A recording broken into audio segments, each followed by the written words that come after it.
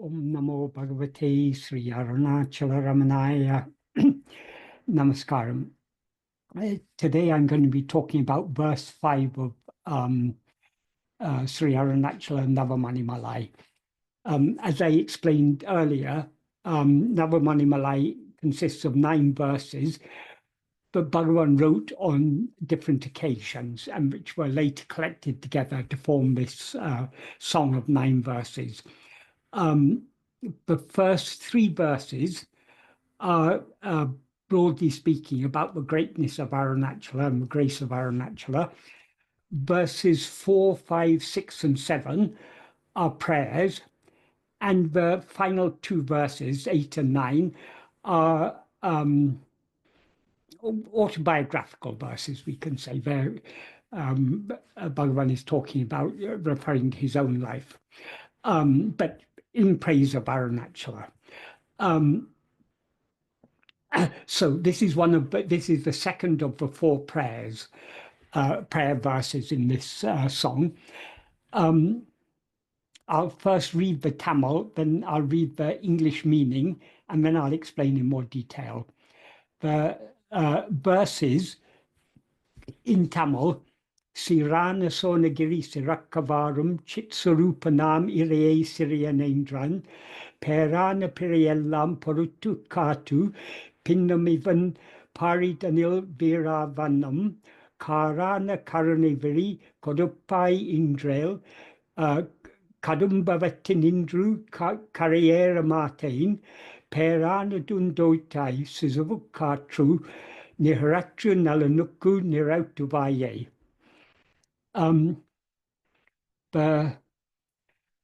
The meaning of this is, Lord, who are he whose very nature is pure awareness, shining gloriously as the sublime śōṇagiri, bearing with all the great wrongs of me, this lowly person, protecting in such a way that this one does not fall again in this dissolution, may you give a look of grace, which is a cloud. If not, I will not be able to rise up on the shore from cruel birth.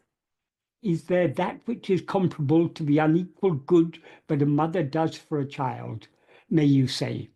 So that's a literal meaning, but I'll explain in more detail as I go through clause by clause. He begins by saying the first group of words is an address to Aruṇācala. He addresses Aruṇācala as Śrīaruṇācala śōṇagiri śiṛakka vārum ciṭsorupa ṇāmiṛaiyē. Iṛaiyē means, Iṛaiyē is Lord or God, and Iṛaiyē is a vocative form of it. So he's addressing Aruṇācala as Lord. And there are 2 relative clauses. Ciṭsorupa means, ciṭsorupa means he whose very nature is chit, or pure awareness. And means who is. So Lord, who are he whose very nature is pure awareness.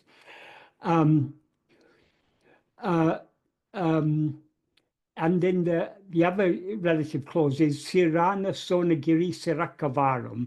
That means shining gloriously as the sublime śōṇagiri.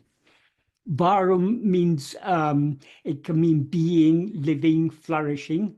In this context, it implies shining. So though Aruṇācala, what Aruṇācala actually is pure awareness. That's the real nature of Aruṇācala, is pure awareness. But to our outward-looking eyes, he shines gloriously as the sublime śōṇagiri. Śōṇagiri is one of the names of Aruṇācala. Sona means red, and Giri means hill, the red hill. So that's the vocative clause. He's addressing Aruṇācala as such. Then the next few clauses are a prayer. There are 2 adverbial clauses and then the main prayer. So the next group of words are Syrian ṉēṇṭṛaṇ pērāṉa piṛaiyellām poṟuttuk. That means bearing with all the great wrongs of me, this lowly person. That is Syrian, means a low, or śiṛiya means what is small, insignificant, lowly. Syrian means a small person, insignificant person, a lowly person, a base person. And by adding the suffix ein, it makes it first personal. So he's referring to himself as I, this lonely person. But he also adds a suffix, tan, which makes it genitive. So ṉēṇṭṛaṇ means of me, this lowly person. Pērāṉa piṛaiyellām, the great wrongs, all the great wrongs. Pērāṉa piṛaiyellām. Piṛaiyellām means all of the wrongs, all wrongs, and pērāṉa means great. That is, so long as we rise as ego, we inevitably have our very rising as ego is the first fault or first error, the first wrong we have done. And this one wrong gives rise to so many other wrongs. So as a jiva, as an ego, we are guilty of having done so many wrongs. Even now, we are constantly doing wrong by looking outwards instead of looking inwards. So this is a prayer to poṟuttuk means bearing with, enduring, tolerating, excusing, overlooking, forgiving, pardoning. So this clause is a prayer for him to overlook all the inevitable wrongs that we as a jiva have necessarily done. As the very nature of a jiva is to do wrong. The very rising of a jiva, of ourself as a jiva or ego, is itself a wrong. And then the next clause, another adverbial clause, kāttup piṉṉumivaṉ pāṛidaṉil vīṛā vaṇṇaṅ. That means kāttup means protecting or guarding or safeguarding, in such a way that this one does not fall again in this dissolution. Dissolution, word that he uses for desolation. Desolation. The word I translated desolation is pār. Pār is a Tamil word that is somewhat similar to the Sanskrit word sunya. This void, this emptiness, this desolation, this is a description of samsara. The samsara is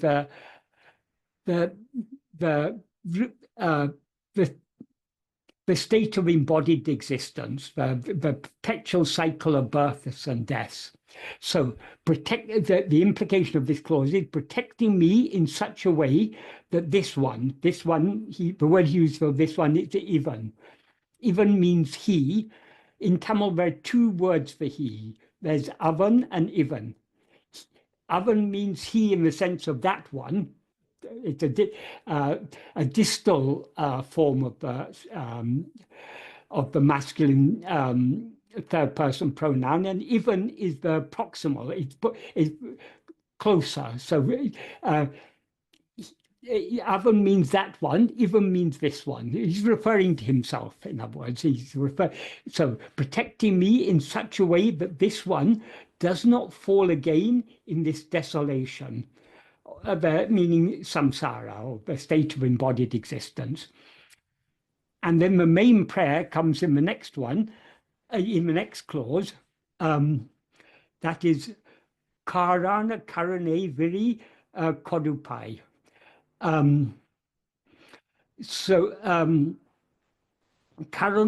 Karuṇaiviṛi means a look of grace. Koḍuppā means give. May you give a look of grace. And he described the look of grace, or the grace, as kārāṇa. Kārāṇa means which is literally means which is a cloud. Kā means what is black or blackness, darkness, a cloud or rain. So it particularly means a dark rain-filled cloud. So the implication of this is, may you give me your look of grace, which is always abundantly showering like a dark rain-filled cloud.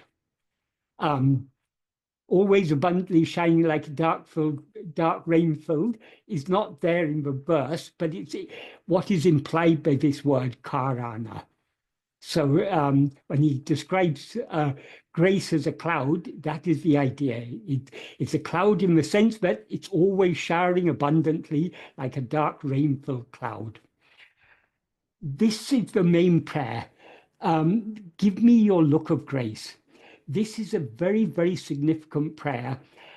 In many, many of the verses of Aksharamālai and other places in Aruṇācala Stuti Panchakam, Bhagavan is praying to Aruṇācala to see him. One example is in verse 15, if I remember correctly, of Aksharamālai. Kannuku kannai kanindri kanune kanu vadevapa Aruṇācala. That means, Aruṇācala, who can see you, who, being the eye to the eye, sees without eyes? See. That is the final. The prayer in that verse is the word pā. Pā simply means see.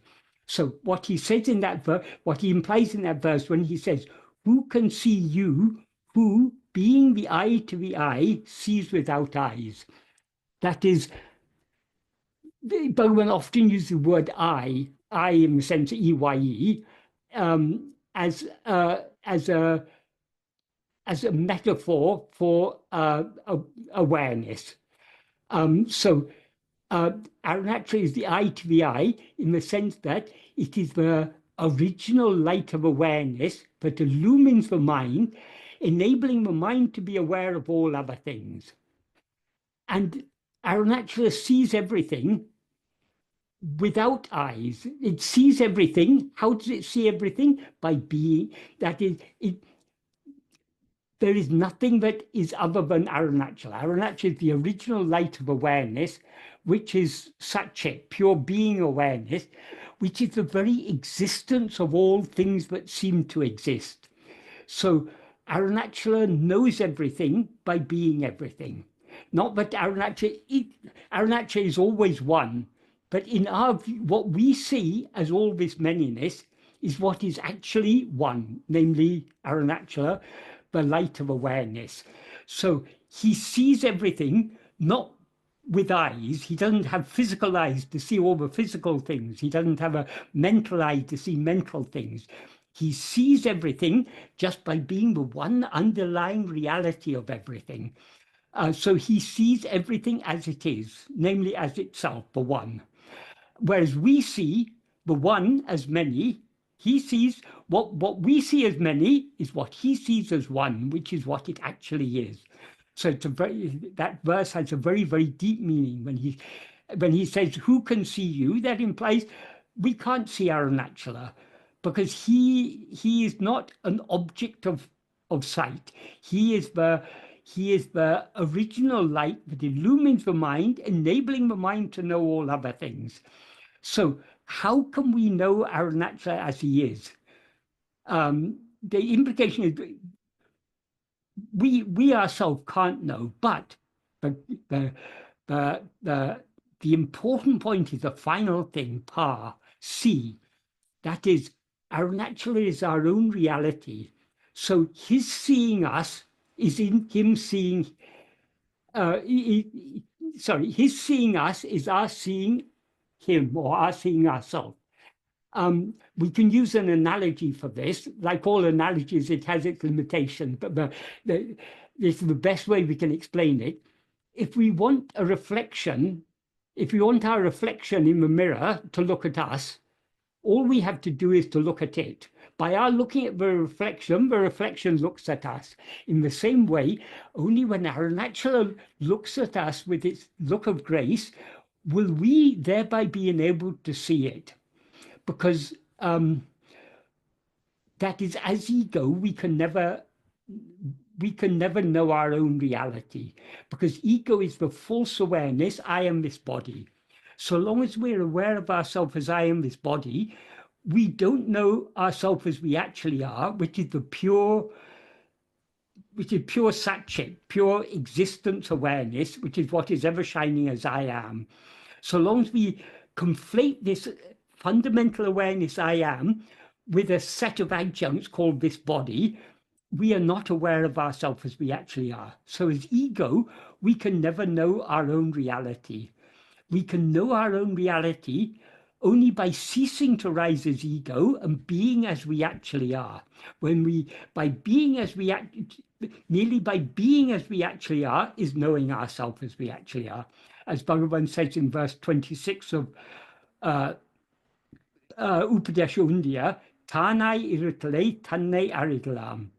Being oneself alone is knowing oneself. That is what we actually are, is pure awareness. Pure awareness can never be an object of awareness, so we can know pure awareness only by being pure awareness. And in order to be pure awareness, all we have to do is to cease rising as ego. So it is only when Aruṇācala sees us in this sense, but we see Aruṇācala. This can also be explained in another way. The very nature of ego is to have desire for things other than itself. That is, as ego, we have limited ourselves as this finite form of a body. A body means, in this context, as Bhagavan clarified in verse 5 of Ullunaptu, body means not just the physical form of the body, but all five sheaths. The physical form of the body, the life that animates the body, and the mind, intellect, and will that function within the body. So these five make up, these five are called the five sheaths, and this is what makes up the body that we identify as I. So since we have limited ourselves as this body, we are dependent on so many other things. That is, as a physical body, we depend upon physical food, physical water, physical air. We require clothing to protect us from the excessive cold and excessive heat. We require shelter. We require so many things. So it's the very once we rise as ego, thereby identifying ourselves as a body, we make ourselves seemingly dependent on so many other things. So the very nature of ego is to have desire for things other than itself. In other words, since ego cannot rise without grasping the form of a body as itself, it has very strong inclinations to attend to forms, to phenomena. These inclinations to attend to forms are what are called Vishaya Vasanas. And though the Vishaya Vasanas are not ego, it is the very nature of ego to have Vishaya Vasanas, to have strong inclinations to attend to things other than itself. So since the very nature of ego is to like to attend to things other than itself, the love to turn within and to know itself cannot come from ego, because it's contrary to the very nature of ego. So that love to know ourselves as we actually are can only come from our own reality, which is Aruṇācala, ciṭsorupa, that whose very nature is awareness. So it's only when he sees us with his look of grace. Look of grace means the look of his all-consuming love. That is, he loves us, he doesn't see us as other than himself, so he loves us as himself. And that love that he has for us as himself is what we experience as his grace. And only that grace can give us the love to look within, to see ourselves as we actually are. So only this is what is described as his looking at us. That is, that love for us to look within is his looking at us. So that is what Bhagavan is praying for. And in the next sentence, he makes it, he emphasizes that if he doesn't look at, if his grace doesn't, if he doesn't look at us with his eye of grace, we can never escape this state of embodied existence. That's what he says in the next. So I'll just go through the meaning of the whole of this sentence, and then I'll go on to the next one. So the whole of this first sentence means, Lord, who are he whose very nature is pure awareness, shining gloriously as the sublime śōṇagiri, bearing with all the great wrongs of me, this lowly person, protecting in such a way that this one does not fall again in this desolation, may you give me a look of grace, which is a cloud. That's the literal meaning. What this implied is Lord, who are ciṭsorupam, he who's ciṭsorupan, he whose very nature is pure awareness, shining gloriously as the sublime śōṇagiri, the red hill, Aruṇācala, bearing with or overlooking or forgiving all the great wrongs of me, this lowly person, and protecting me in such a way that this one does not fall again in this desolation of samsara or embodied existence. May you give me your look of grace, which is always showering abundantly like a dark rain-filled cloud. So that's the meaning of the first sentence. Then the second sentence begins ṉēṇಢṛēṟ. ṉēṇಢṛēṟ means if not. It implies if you do not do this, kaḍumbhavatti ṉiṉṭṛūkarai māṭṭē. That literally means if not, I will not be able to rise up on the shore from cruel birth. That is the cruel birth here means is referring to a cruel ocean of samsara, which is the recurring cycle of birth and death. Because samsara is referred to as an ocean, we are metaphorically seeking to climb ashore or rise ashore from this cruel ocean. So that is what is poetically described as a rising up on the shore from cruel birth. That implies rising out of this cruel ocean of samsara onto the shore of liberation, that is being as we actually are. So he says, if not, that is, if you do not bestow your look of grace upon me, if you do not look at me with your eye of grace, I will not be able to rise up, I will not be able to escape from this samsara. That is, as ego, we are helpless without grace. Only grace can give us the love to strive to, even the liking to climb out of this ocean, it comes only from grace. And grace gives it gives us that love to struggle to get out of this ocean. And when we sincerely love to rise out of this ocean, then only will the final act of grace, his looking at us, bring about our looking at him, which is itself some salvation. That is, climbing ashore from this cruel ocean is possible only when we know ourselves as we actually are. That is, knowing ourselves as we actually are is itself climbing ashore from this ocean. And that is possible only when by his grace he looks at us. In other words, only when his grace looks at us will we be able to look at him and see him as our own self, as what we actually are. So we can recognize what we actually are only when his grace looks at us. So it's a very, very beautiful prayer, but also very, very deep meaning is implied here. Bhagavan is making it very clear here how absolutely essential grace is. Grace is not something other than ourselves. As Bhagavan often said, grace is not something that is one day going to descend from heaven or descend from above. Grace is what is always shining in our heart as our own being. because grace and God are not two different things. Ambe Shivam. Ambe Shivam means love alone is Shiva. God, that is, love alone is God. There's no, God and his love are one and the same thing. And that love is what is always shining in our heart as our own being, I am. So the grace is ever available, but in order for us to experience that grace, we need to look within. And in order for us to look within, that grace has to give us the love to look within. So ultimately, it's all down to grace. But that doesn't mean that, oh, okay, grace will do everything, so I need not bother, I can just do whatever I like. No. Obviously, we have to have great love. That is, as Bhagavan said, grace works through us.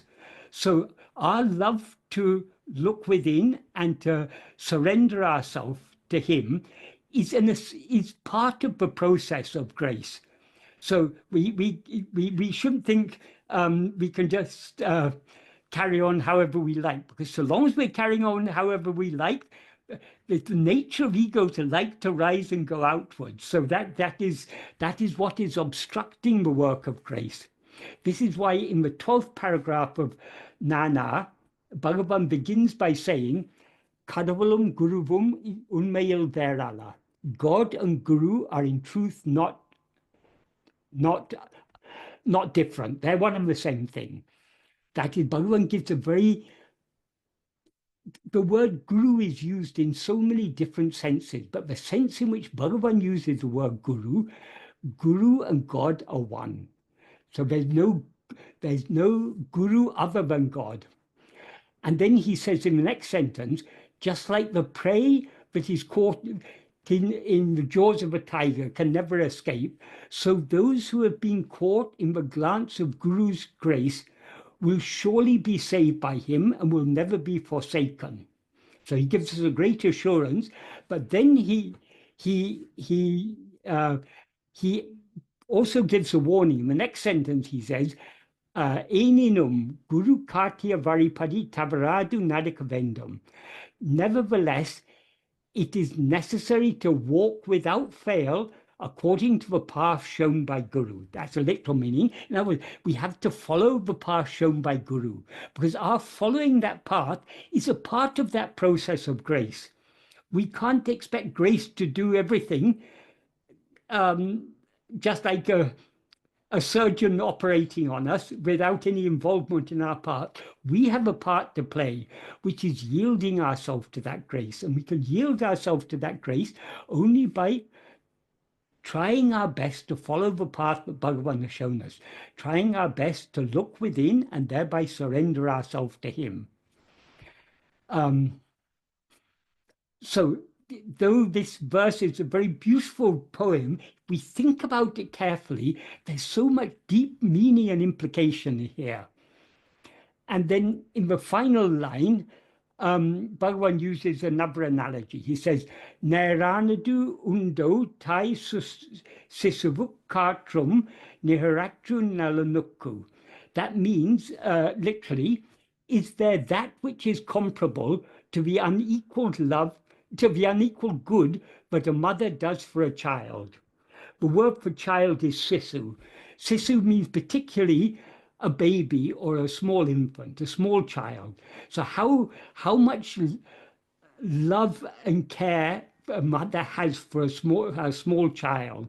So is there anything comparable to that? That's it. Bhagavan just asking a rhetorical question.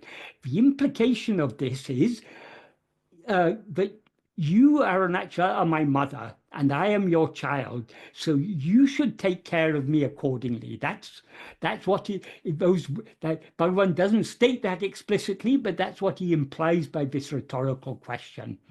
And he ends with the word ṇiṛaituvāyē. That means may you say. So tell me, is there anything equal to comparable to unequal good that a mother does for a child? In other words, Bhagavan is expressing here his complete dependence on Aruṇācala. Aruṇācala alone can save us.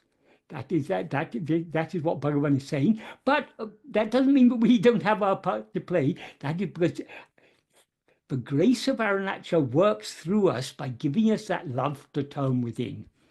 So we have to strive to turn within, but ultimately it is only by his grace that we will succeed. As Bhagavan often used to say, grace is the beginning, the middle, and the end. Because it is grace alone that attracts us to this spiritual path. It is grace that gives us the love to follow this path patiently and persistently. And finally, it is grace that will swallow us, because grace is nothing but that ciṭsorupa, which is Aruṇācala, that very embodiment of awareness, which is Aruṇācala. Now, not even embodiment, that's not the right word. That is, ciṭsorupa means that which is Chit itself, which is nothing other than Chit. That is what Aruṇācala actually is. Aruṇācala is ever shining in our heart as that fundamental Sat-Chit, being awareness, I am. That is the light of pure awareness that's ever illumining our heart. So that's what Aruṇācala really is. And we can know him as such only when he gives us the love to look within. And his giving us that love to look within is what Bhagavan expresses metaphorically as giving me the look of your look of grace, which is like a rainfall cloud. So this is a very, very beautiful prayer, and a prayer with very, very deep meaning. There's a very deep teaching implied here. But Bhagavan is pointing out to us here how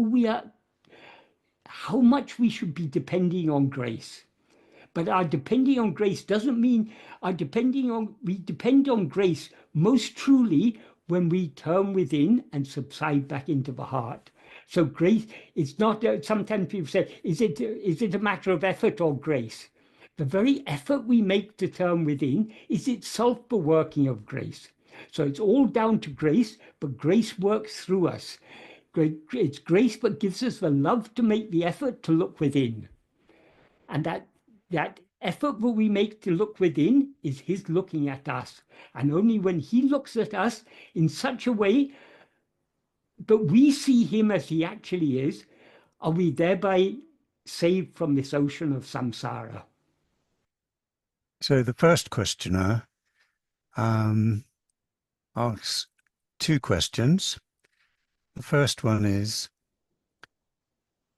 in the self-attention practice, I am able to sense the I and try to direct my attention to it.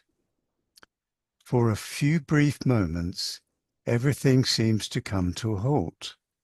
But after these moments, I am somehow back to the external world without my own will.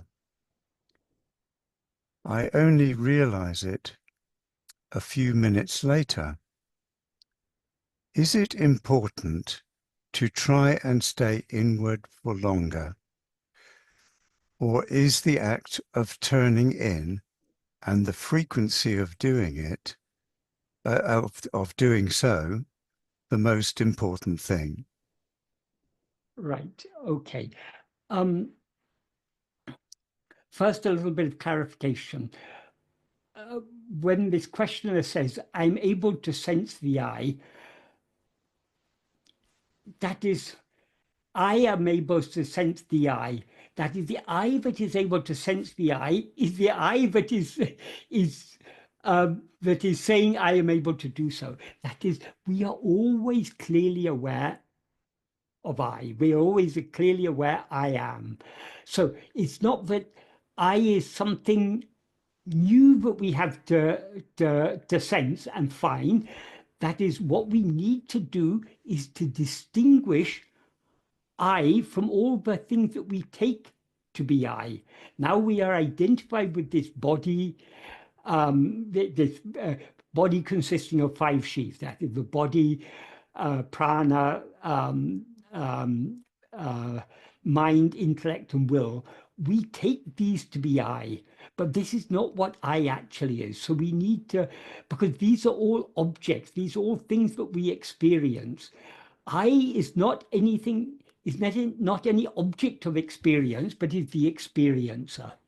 So we are always aware of I, but we need to, in order to focus our attention on I, we need to distinguish I from other things. Of course, when we start off, we don't distinguish I perfectly from other things. That's when we clearly distinguish I from all other things, that is the end. But at least we begin to distinguish I from other things. Then we try to fix our attention on that I distinct from all other things. The nature of ego is to always, as Bhagavan says in verse 25, ego comes into existence grasping form. It stands grasping form. It grasping and feeding on form, it flourishes abundantly. Leaving form, it grasps form. So the very nature of ego is to be constantly grasping form. That means things other than itself, objects or phenomena. So since such is the nature of ego, when we try to grasp, when we as ego try to grasp ourselves, we are trying to grasp that which is formless. So the very nature of ego is to try again to grasp form. So when we try to turn our attention within, it's the very nature of ego to try to jump out again, to hold on to things other than itself, because as ego, we depend on grasping things other than ourselves for our very existence as ego. So it is natural when we turn our attention within, there will be a very strong inclination to grasp things other than ourselves. Those inclinations to grasp things other than ourselves are what are called Vishaya vasanas. So this is natural for any of us. When we try to turn our attention to ourselves, for a few brief moments, we're able to do so. But again, our attention slips outwards. This is the very nature of ego, and therefore this is what the practice involves. As Bhagavan says in the 6th paragraph of ṇāmiṛaiyē, when describing this practice, he says, however many thoughts arise, so what? What he means there by the rising of thoughts, that is, everything other than ourself, our own being, is a thought. So according to Bhagavan, he says in an earlier paragraph, the whole world is nothing but thoughts. So all phenomena, all objects are thoughts. So when he says, however many thoughts arise, that means however many times our attention is diverted away from ourselves, so what? Whenever our attention is diverted away towards anything else, to whom do these other things appear? To me, who am I? We turn our attention back to ourselves. That doesn't mean we have to question, to whom does this appear? To me, who am I? There, Bhagavan is describing the process by which, whenever our attention is diverted away from ourselves towards any other thing, the appearing of that other thing in our awareness should remind us of our own being, because we could not be aware of anything other than ourselves if we didn't exist. So it's only to ourself as ego that all these other things appear. So whatever may appear should remind us to turn our attention back towards ourselves, the one to whom it appears. So this is the nature of the practice. However many times our attention gets diverted away from ourselves, we have to try to bring it back to ourselves. So we shouldn't feel disheartened because this is what we find when we're put into practice, because this is inevitably what we will find. Our attention will keep on slipping away from ourselves towards other things. So we have to try to hold on to self-attention as much as possible. And when it slips again away, we have to try and bring it back again. So the question is it important to stay inward for longer? That is, we should try to hold, when we've turned our attention back to ourselves, we should try to hold on to that self-attentiveness for as long as possible. But inevitably it will slip away. And when it slips away, we again try to bring it back to ourselves. So we shouldn't be discouraged when we're only able to hold on to it for a few brief moments. If we repeatedly try, many few brief moments adds up to a lot of time. That is, many grains of sand make up the beach. So every moment of self-attentiveness is a precious step in the right direction. So let us try to hold on to self-attentiveness as much as we can. And when our attention slips away, let's not be disheartened. Let us try and turn it back again. And then he says, or is the act of turning in and the frequency of doing so the most important thing?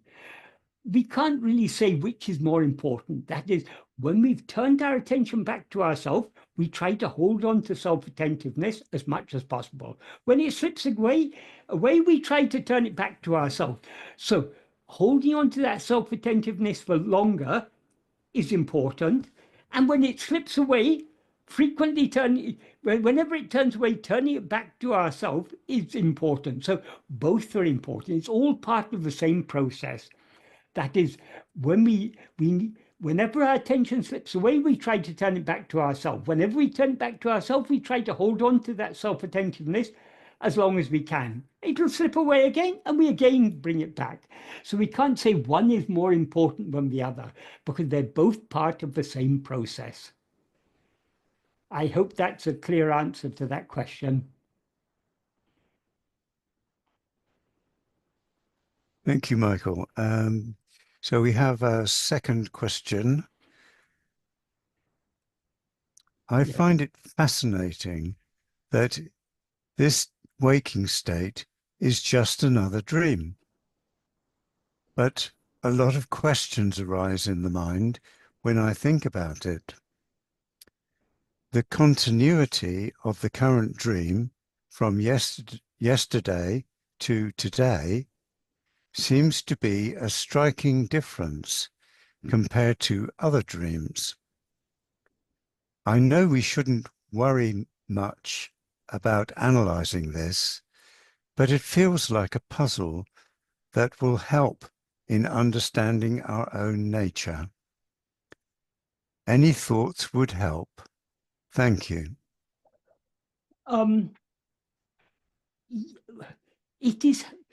That is thinking carefully about this and understanding what Bhagavan is saying is important. Of course, we're not to spend too much time dwelling on, analyzing this, but the more clearly we understand this, the more it will help us in this practice of self-investigation. The difference that is pointed out here, that is the continuity of the current dream from yesterday to today, and compared to dreams which seem to be discontinuous, it's important to understand that this difference is only from the perspective of the mind in the waking state, or in this dream that we now take to be the waking state. From the perspective of our present state, we have memories going back to our childhood, and each day seems to follow on from the previous day, so there seems to be a continuity. Whereas when we think about the dreams that we have at night, they seem to be discontinuous. That is, they seem to be very random, without any connection between one dream and the next. Well, sometimes there are connections, but not often. They seem to be completely disconnected. In the same night, we may have many dreams which have no apparent connection between them. But it's important to recognize that this difference we see is from the perspective of the mind in this present dream. While we are actually dreaming at night, we have memories. We remember who we are. We remember who our parents were. We remember who our husband or wife is, who our children are. We remember the school we went to. We remember what our job is. in other words, we remember our identity. So while we are dreaming, it seems to us that we're awake. We seem to be the same person. So we have that same sense of continuity while dreaming, but we have while awake.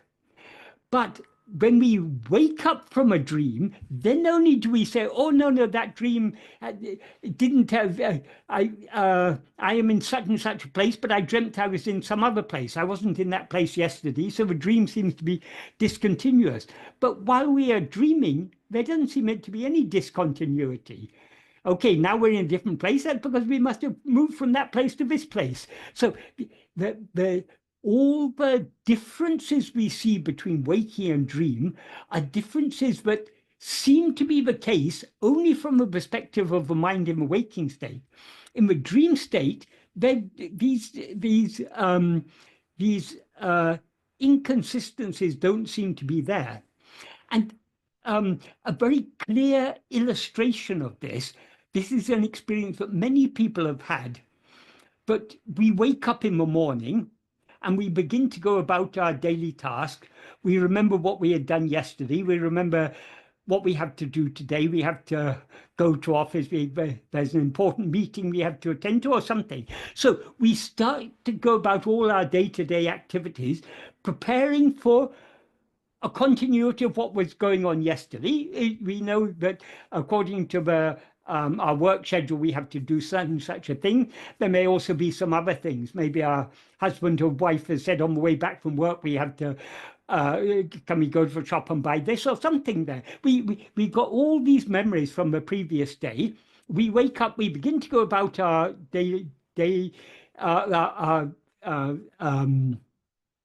our day as usual. We may even think that we woke up a little late, so we may be hurrying to go to work. And suddenly we wake up again. And we find that the first waking was actually just a dream. So I think this is an experience most people have had of some time or other. I mean, it's not an uncommon experience. So this very clearly illustrates how the same continuity is there in dream. Of course, dreams vary. There are different types of dreams. We dream all sorts of things. Many of the things we dream, though they seem very convincing, so very real while we're dreaming them, when we wake up, we may think, oh, that's absurd. That couldn't possibly have happened. While I was dreaming, why didn't I recognize it was a dream? It's so obviously absurd. But even if in the dream we think, oh, this can't be happening, this must be a dream, it still seems to us to be so real that the thought this must be a dream has very little impact on us. Because what we experience while dreaming seems to us to be so real. So if we think about these things carefully, what seem to us to be differences from the perspective of a waking state are really insignificant. They're not substantive differences. They're differences only in perspective. That is, from a perspective of waking state, certain dreams seem to be inconsistent or lacking continuity. But from the perspective of the same mind or ego in that dream, it all seemed to be very, there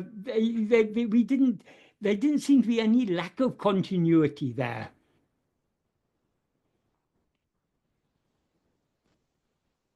And there are other ways we can think about this.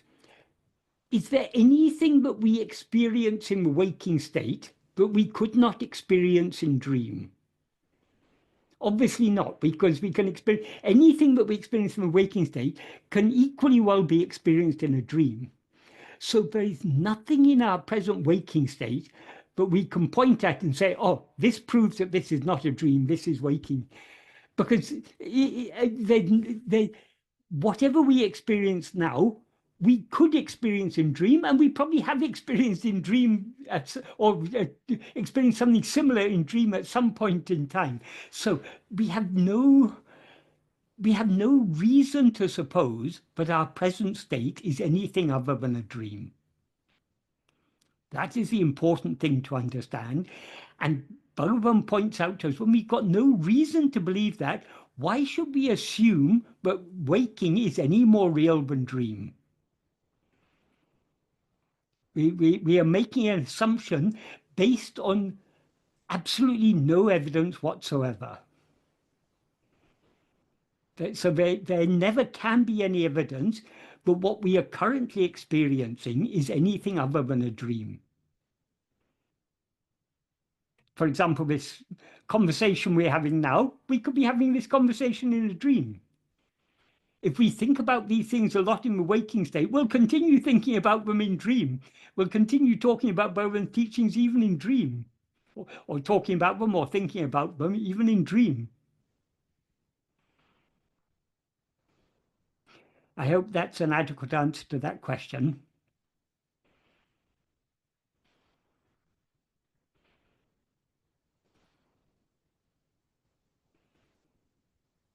Thank you, Michael. So we have a second questioner,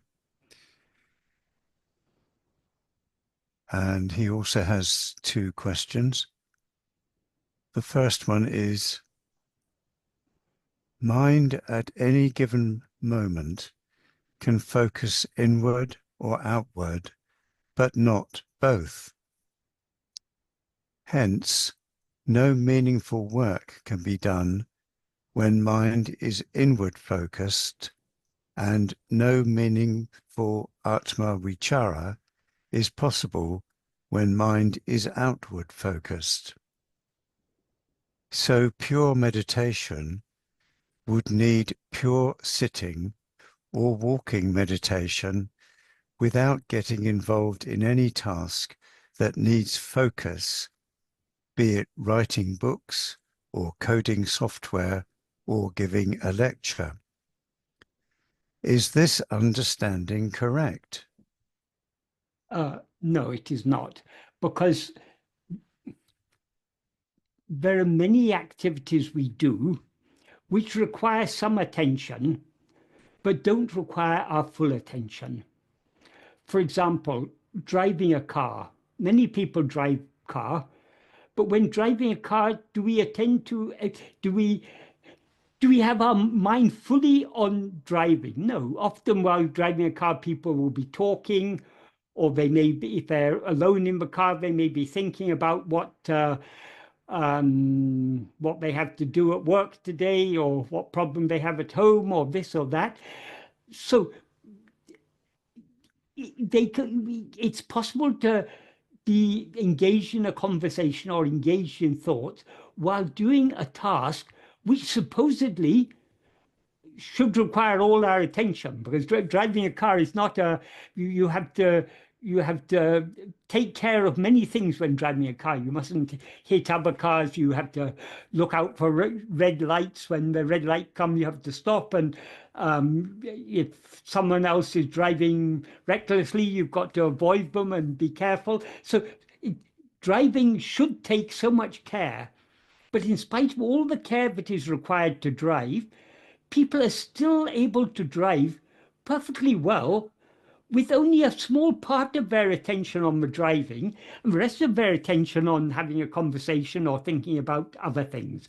So many things we do with divided attention.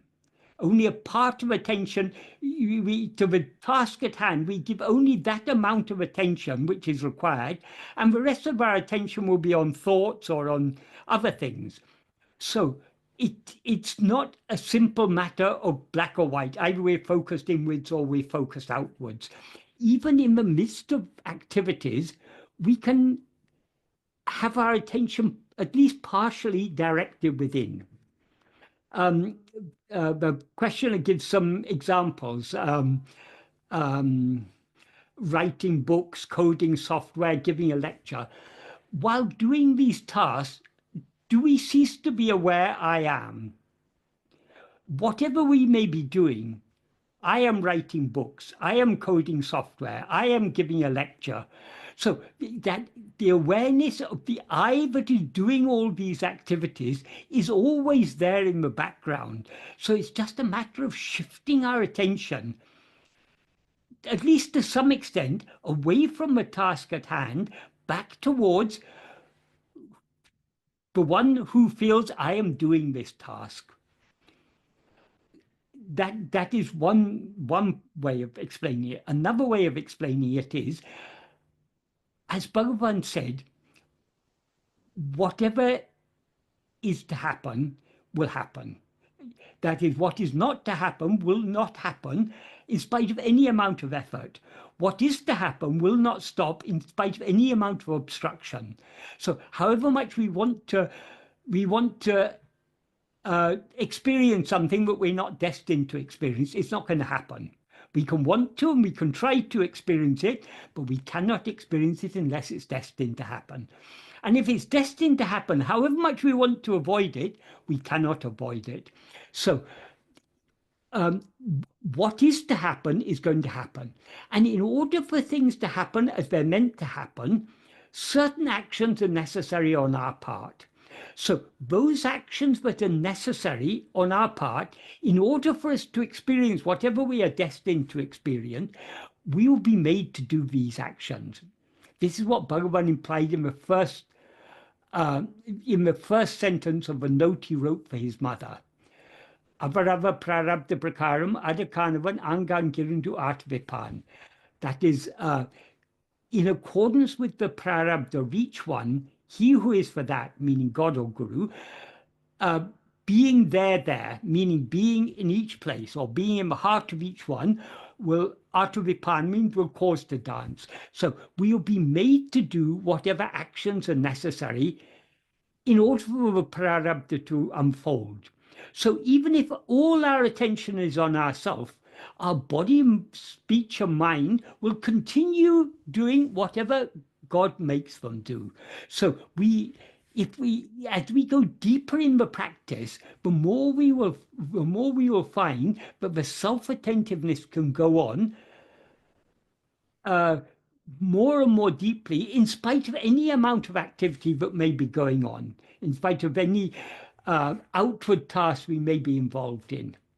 If it's our destiny to code lots of software or write lots of books or give lots of lectures, that is not going to stop us attending to ourselves if we really have love to attend to ourselves. So that will become clearer and clearer as we go deeper in the practice. But to start with, we have to try to be from beginning to end, we have to try to be self-attentive as much as possible.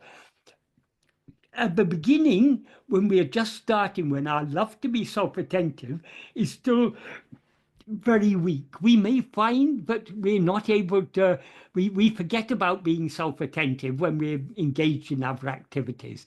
But as we practice more and more, we will find that we're able to hold on to at least a tenuous degree of self-attentiveness, even in the midst of other activities, if we have the love to do so. But the love to do so is the key. One illustration I sometimes give for this: supposing a very dear friend of yours is seriously ill in hospital. They may have a very serious illness, or they may have been involved in an accident, and the doctors have said, we'll do all we can to save them, but it's in God's hands. We can't say whether they're ever going to recover or not, or whether they're going to pass away. So that is the situation. Because that friend is such a dear friend of ours, will not the thought of our friend be constantly coming to our mind, whatever else we may be doing? We may be having to go to work and attend to important tasks at work. We will continue doing that work, but still that thought of our friend will be constantly coming to our mind. So why is the thought of our friend constantly coming to our mind? Because we have so much care for them, so much love for them. And we are so concerned about what may happen to them. Am I ever going to be able to talk to them again? Are we going to be able to share those good times again together? This sort of thought will be constantly coming to our mind. and are the doctors taking all the proper care? Is there anything more that can be done? These sort of thoughts will be coming to our mind because of our interest in our friend. If we have so much interest in knowing ourselves, but we have in those we love, we will this self-attentiveness will automatically be going on, at least to some extent, throughout the day.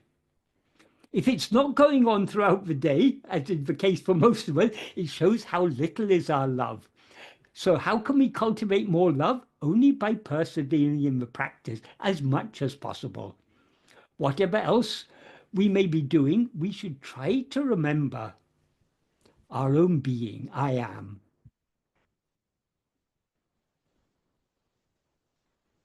I hope that's a clear answer to that. I think Vishal may be here. I think he said he was here. Are you here today, Vishal? Was that a clear answer? Yes, Michael. I understand the answer. Yes. Thank you. And do you want to ask the next question yourself, the one about the living guru? You had written a lot about that, but I don't think you can say everything. But if you ask the basic question, I can then answer it. Okay.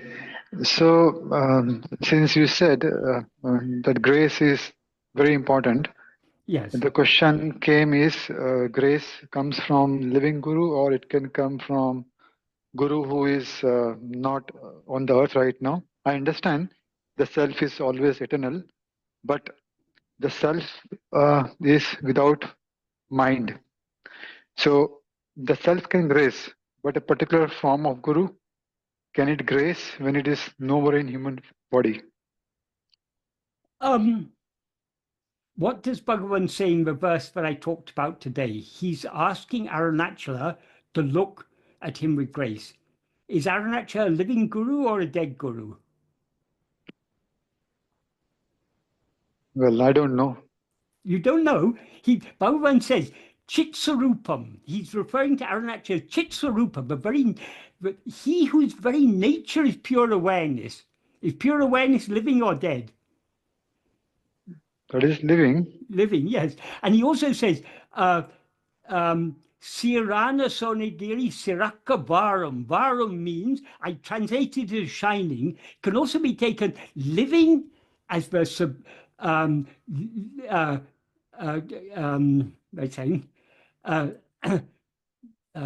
I'll just get the words again.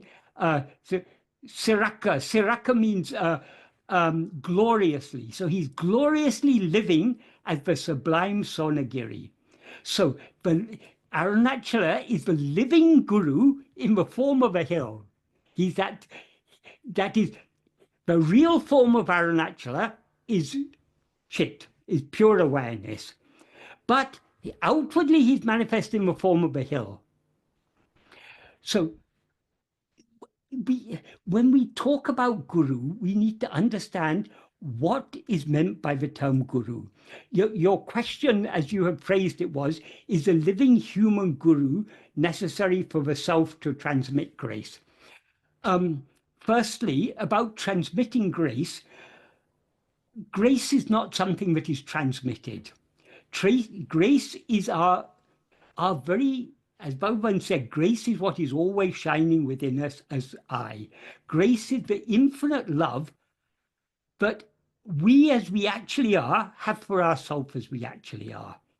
We as we actually are means what you refer to as the self. What we actually are is itself grace. So grace is not something that is transmitted from one to another. Grace is ever present, ever shining in our heart as our own being, I am.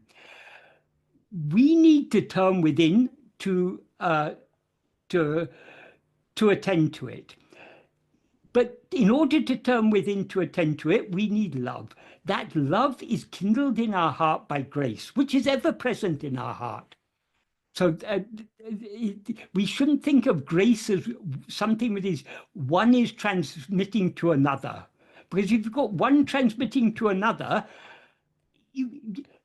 that is, grace is not something, if grace was something new, It would come and it would go. But Bhagavan said grace is eternal. Grace is our very nature.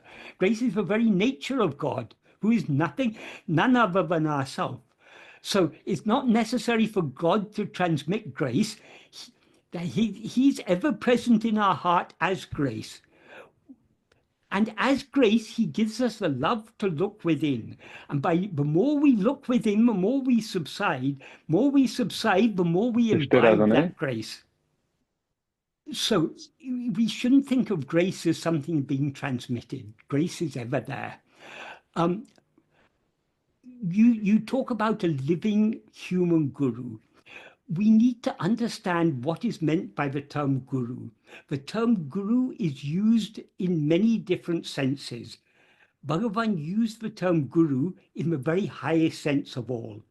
To illustrate this, consider the word God. We can talk of one God, we can talk of many gods. When we talk of one God, we're using the word God in a different sense than if we talk of many gods. When we talk of one God is, well, from a theistic point of view, the one God is the one God is the highest of all, that which is above everyone, that which transcends everything. But from an Advaitic point of view, the one God is ekam eva advaitiyam, that which is one only without a second. That is Brahman, that is our real nature, that is what we actually are. So God is one. But we also talk of many gods. When we talk of many gods, we're using the word God in a different sense. There are two senses in which we can talk of many gods. Many gods often refers to many different names and forms of the one God. So, for example, Shiva, Shakti, Vishnu, Rama, Krishna, Ramana, these are all different names and forms of the one God. So we can refer to them as many gods, but what we mean by many gods is not that they're all different, but that there are many different names and forms of the one God. So that's one sense in which we can talk of many gods. The word God is also often used to refer to heavenly beings. That's another sense in which we can talk of many gods.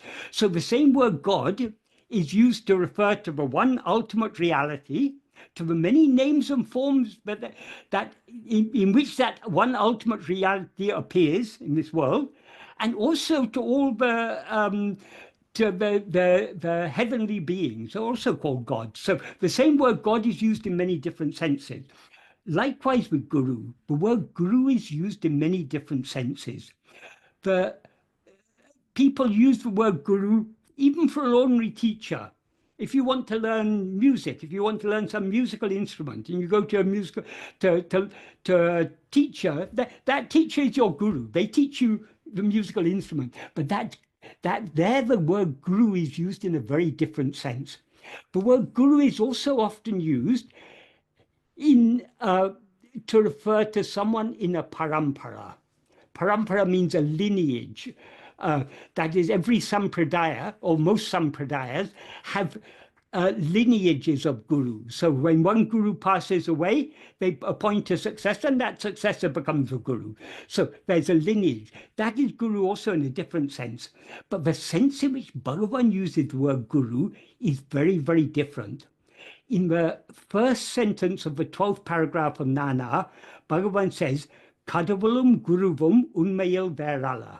That means God and Guru are in truth not different. So God is one, Guru is one. So there Bhagavan is using Guru in the highest sense of the word. That is the sense in which Bhagavan generally uses this word Guru. So Guru is none other than God. So it's not a Guru, it is the Guru, the one and only Guru. That is the sense in which Bhagavan is using Guru. And Guru is not human.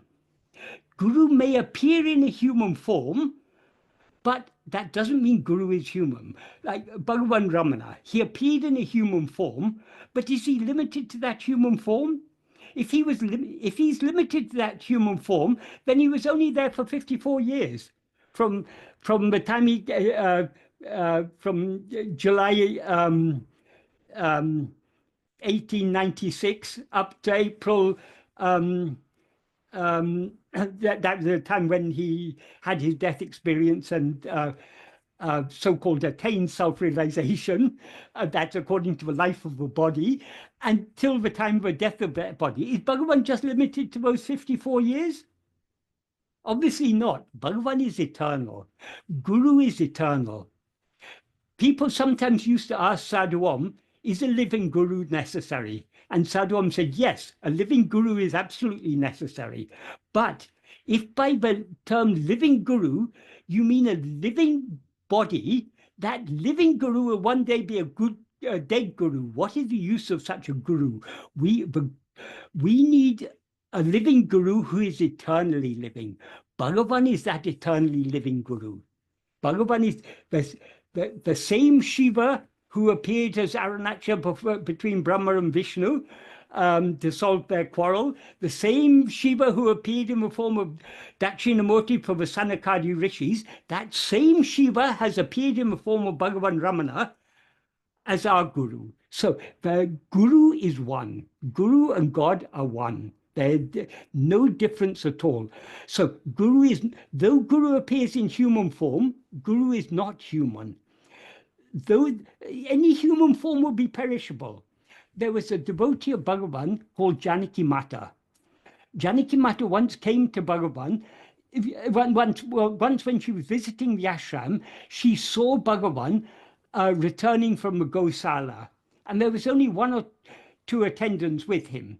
So she thought this is a very good opportunity. So she approached Bhagavan, she prostrated before him, she held his ankles with her hand and placed her forehead on his feet. Bhagavan looked down at her with a smile and asked, what are you doing? She said, I'm holding the feet of my guru. Bhagavan said, this body is perishable, these feet are perishable. If you take this to be your guru, you will be disappointed, because this body is going to die one day. So the guru is that which is shining in your heart as I. Hold on to those feet, they alone will save you. So this story illustrates very nicely that the function of the outward form of guru is to turn us within, to see the guru who is ever shining in our heart as our own being. So all this talk of living human guru, it's using the word guru in a very different sense to the sense in which Bhagavan uses the term guru. The sense in which Bhagavan uses the term guru, it's referring to none other than God, who is one and eternal. So we are supremely fortunate, but we have come to such a guru in the very highest sense of the term. So having come to such a guru, we don't need to worry about human gurus or living gurus or any of these things. If a guru needs labels like human or living, they're not a real guru. Well, he's not a guru in the same sense. We can't say all these other, in the sampradayas, there's so many different sampradayas who have their own paramparas with all their gurus. We're not putting down those gurus, but those gurus are human. They are not God. Whereas Bhagavan is God himself, who has appeared as our guru.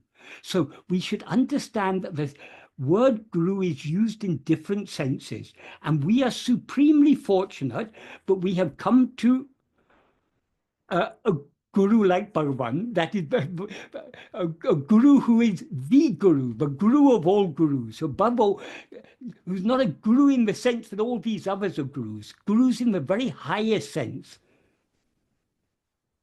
So I know you along with this question, you had sent so many questions recorded in various books, what Cohen asked Bhagavan and what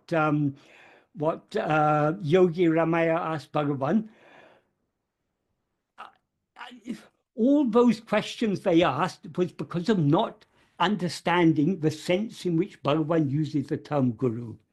For example, what you sent from Cohen had asked Bhagavan whether a jnani can continue living in a subtle form after the body dies. And what some people say the jnani takes on a form of light or something. This is all due to not understanding Bhagavan's teachings. If he had understood Bhagavan's teaching, he would know even while the jnani seems to be alive, he is not the body. The jnani, that is... we see the outward form of Bhagavan and we think Bhagavan is that outward form. But Bhagavan's teaching is, I am not this body. He's come here to teach us that we are not this body. But instead of giving up the false identification, I am this body, we impose this identification on Bhagavan and say, Bhagavan is that body. How ignorant is this? So, of course, we love the outward form of Bhagavan because that's the form in which he appeared to give us these teachings. But we need to understand that Bhagavan is in no way limited to that outward form. His grace is in no way limited to that outward form. That's why Bhagavan, if we pay close attention to what Bhagavan is saying in Aruṇācala Stuti Panchakam, such as this verse today, in the very same clause, he's referring to Aruṇācala both as ciṭsorupam and as living gloriously as the sublime śōṇagiri. So for Bhagavan, there is no distinction between that outward name and form and the inner reality, which is pure awareness. What appears to us in the outward form of Aruṇācala or in the outward form of Bhagavan Ramana is the pure awareness that is ever shining in our heart as I. There is absolutely no difference whatsoever. And that pure awareness alone is the real Guru. So we are supremely fortunate that Bhagavan has appeared and taught us this. So we need to give up all ideas about Guru that we may have learnt from other sources. They are using the term Guru in a completely different sense to the sense in which Bhagavan uses the term Guru. Is that a clear enough answer to your question? Yes, I understood that we just need to do the practice of self-inquiry and Yes. the Guru will grace us, who is the self, who is eternal. The very fact that we even have an interest to try and do this practice itself shows this is the working of Guru's grace. Right. So we have to do our little bit. He's always doing his part. We simply have to cooperate by trying our best to turn within and thereby subsiding back into the heart, surrendering ourselves completely to him, and he will do everything. Yes. Thanks, Michael. Right.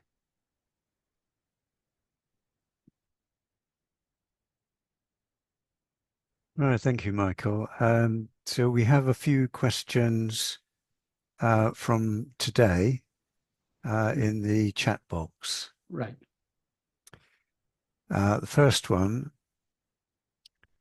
my question is about antakarana.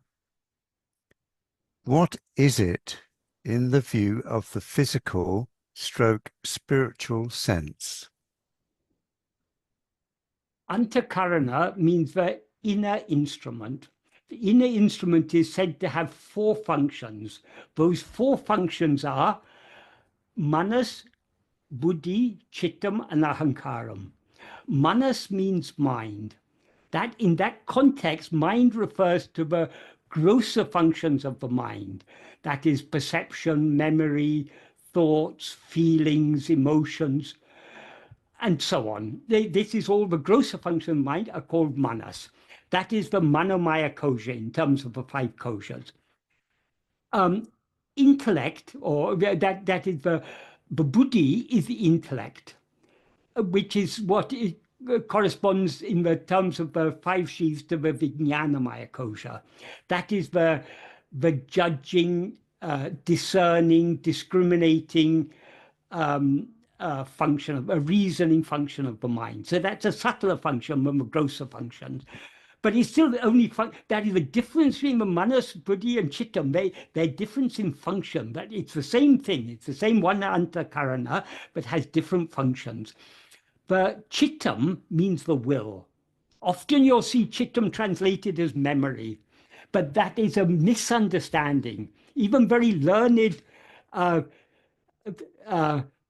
lecturers on Advaita, that you often see chittam translated as memory. That is a complete misunderstanding. Chittam means will. Chittam is the reason they confuse it with memory. Memory is impressions of things that we've experienced in the past. The will also consists of vasanas, the will consists of vasanas which also come from the past. But the vasanas and the memories are completely different. The memories are residual impressions. That all experiences are impressions. They're things that are presented to us, so to speak, by prarabdha. And some of the things that we experience according to prarabdha, we retain in our memory. So they're all impressions. Vasanas are not impressions, though they're sometimes wrongly translated as impressions. Vasanas are inclinations, volitional tendencies. So they're completely different. So chittam means the will. The will consists, in its subtlest form, it consists of vasanas. Vasanas means inclinations. Those vasanas are what give rise to likes and dislikes. Likes and dislikes are what give rise to desires, attachments, hopes, fears, and so on. So all of these together make up the will.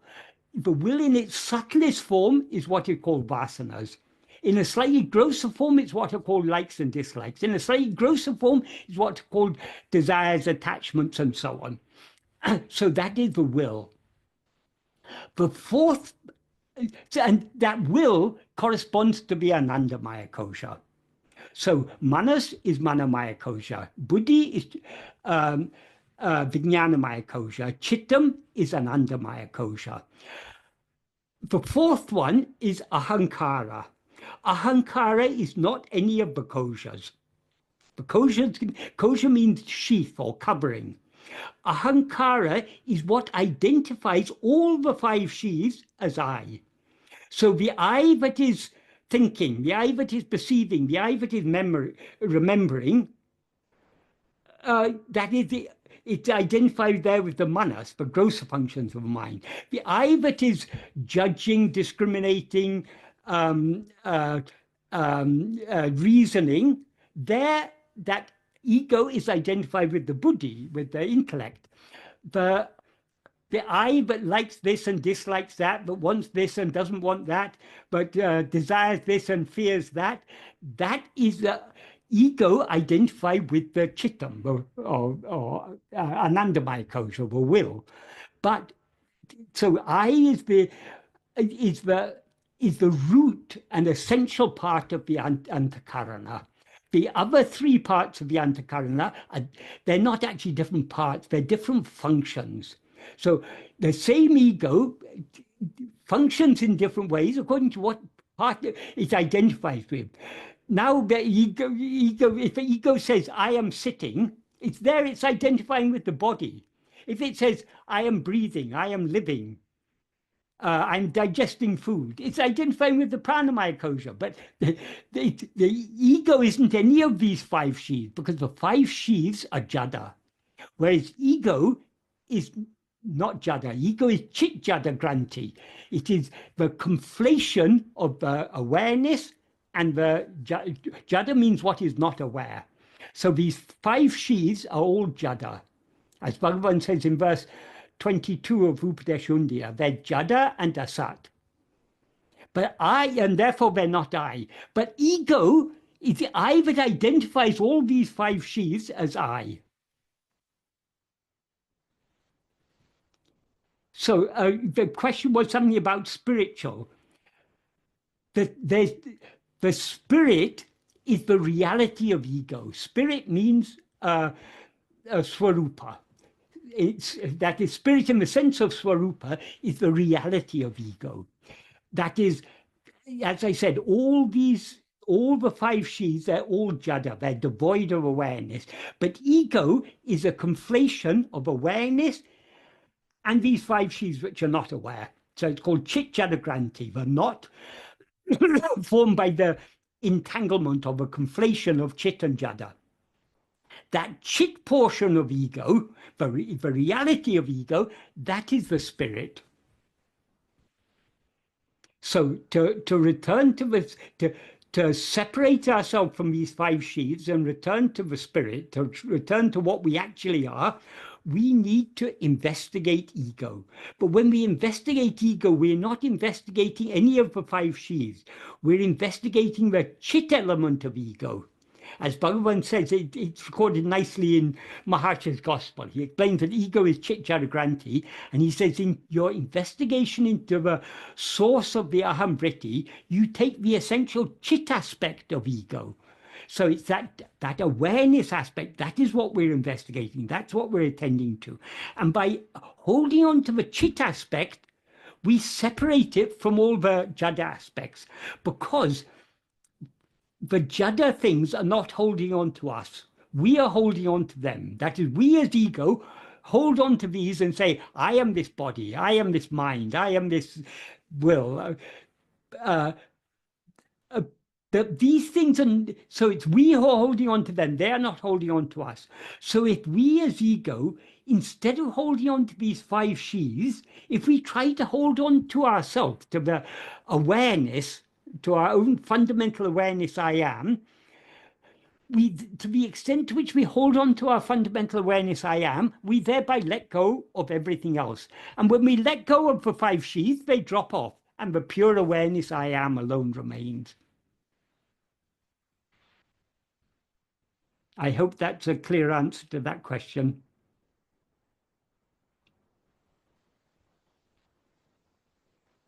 Right, on the continuing with the Antakarana theme, we have a second question.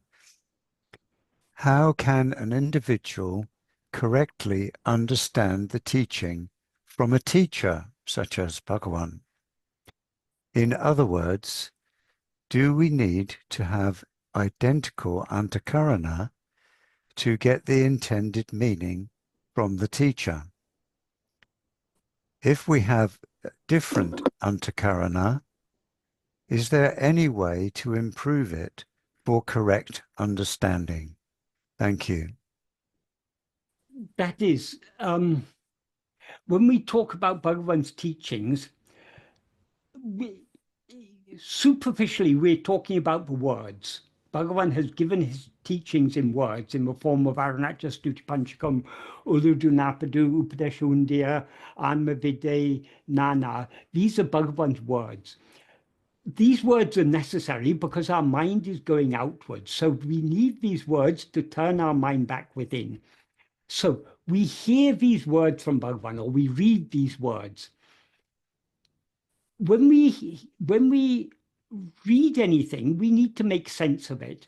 So a lot of Bhagavan's teachings, they're very radical teachings, they're very deep teachings. So they're quite contrary to all that we have believed and taken to be true before. So in order to make sense of Bhagavan's teachings, we need to think deeply about them. So reading or listening to Bhagavan's teachings is what is called śravana. Thinking deeply about them and trying to make sense of them is called manana. So we get a certain amount, we'll understand a certain amount from the śravana, but of course we can understand a lot more when we do manana, when we try to make sense of it. Otherwise we read the words, but the full impact of the words, we don't receive the full impact of the words unless we think about it carefully and make sense of it. Having made sense of it, what should we do? That is, what are Bhagavan's teachings all pointing at? They're pointing at the need for us to know ourselves. And to know ourselves, we need to investigate ourselves, which means we need to turn our attention back towards ourselves. So the real clarity comes that we get a certain amount of clarity from śravana, We get more clarity from manana, but the really deep clarity we get from practice. The more we turn our attention within, the more we are attending to the original light, the original light of pure awareness that's ever shining in our heart as I am. The more we dwell on that, so to speak, the more we attend to that, the more our mind is purified and clarified. And so we understand Bhagavan's teachings more and more clearly. We can say that by this process of Sravana, Manana, and Nididhyasana, we are attuning our intellect to the Bhagavan's teachings. And we're not only attuning our intellect, we're also attuning our will. Because in this path, it's not just a matter of understanding what Bhagavan has taught. We must have the love to follow it. So the will is even more important than the intellect. That obviously we need the intellect to understand to a certain extent, but if we really understand it, we will have the love to put this into practice. If we don't have the love to put it into practice, we haven't really understood it. So the Antakarana does have a role to play in this process, but to the extent that we need to understand it and we need to have the love to put it into practice. But the real clarity comes from the practice. I said earlier, Bhagavan's teachings superficially are all these words, but Bhagavan has made it clear that his real teaching is not just the words, it is silence. Silence means not just vocal silence. It doesn't even mean mental silence. Many people take it to mean mental silence. It is not mental silence, because mental silence is temporary. The mind is sometimes quiet and sometimes agitated. So that is the silence Bhagavan is talking about is eternal silence. The silence that is itself pure being. That is pure being is eternal silence. That is the real teaching. And by the practice, by turning within, we as ego subside back into our own being. In other words, we subside back into the eternal silence, but we always actually are. So that practice is the true absorbing of the teaching that is ever going on in silence. But teaching in words are necessary in order to turn us back within, to connect with the silence of our own being, which is ever shining in our heart as I am.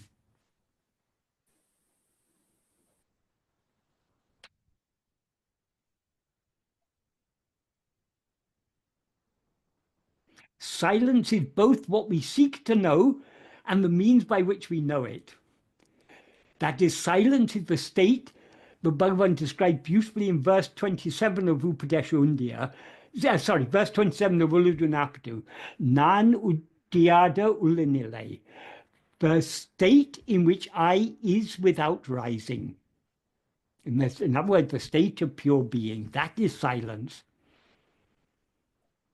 That is both the teaching and what is taught. It is the teacher, the teaching, and the taught. What is being taught. And we need to be that. And being that means not rising as ego. And in order to avoid rising as ego, we need to hold on to self-attentiveness. I hope that's a clear answer to that question. Yes, thank you, Michael. Yes. Because you were saying something about Lakshmana Sarma said that Bhagavan getting several samadhi. Then I think somebody said, Bhagavan said, it is according to our antakarana. Yeah, but I think what you're referring to is when a book was published that was misinterpreting Bhagavan's teaching, Lakshman Sharma said to, and Bhagavan had already explained to Lakshman Sharma how it was a wrong interpretation. Lakshman Sharma said to Bhagavan, if this book is published by your ashram in your lifetime, will not people in future think you've approved it? shouldn't you openly say that this is a wrong interpretation of your teachings? Bhagavan smiled and said, according to the purity of the Antakarana, the same teaching reflects in different ways. If you think you can write a better commentary, you write your own commentary. So the purity of the Antakarana means the real impurities in the Antakarana, well, the root impurity is ego itself. The second layer impurities are the vasanas. They reside in the will. So to the extent to which we get citta-suddhi, that's purification of the will, to that extent the whole Antakarana becomes pure and clear. That is, the intellect is usually clouded by all our likes and dislikes and so on. That is, people generally believe what they want to believe. And they'll find so many reasons for justifying what they believe, because it's what they want to believe. So the chittam has a huge influence on the buddhi. So they're all connected. That's why Bhagavan himself said, Antakarana is one. It's not that there's 4 different parts. It's 4 different functions. The function of manas is all the grosser functions of mind: perception, memory, thoughts, feelings, emotions, and so on. The function of intellect is the reasoning, discriminating, judging, discerning. The function of will is all the likes, dislikes, and so on. The function of ego is to identify all these things as I. I am thinking, I am remembering, I am perceiving, I feel like this, I feel like that. I am reasoning, I am judging, I am discriminating. And I like this, I dislike that. All this, ego takes on all these functions. It appropriates all these other 3 functions to itself. But essentially, so long as ego survives, the purity of the Antakarana, I mean, ego is the root impurity, as I say, but the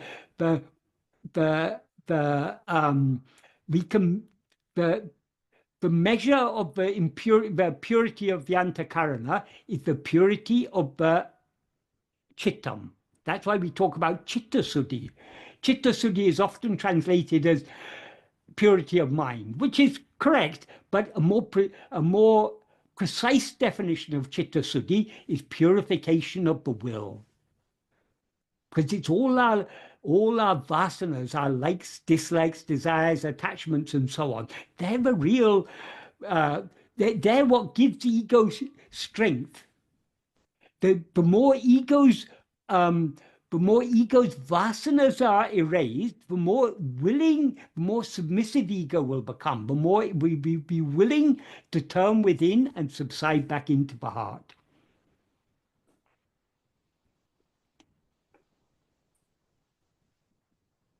Is that clear? Yeah, thank you. Thank you very much, Michael. Right.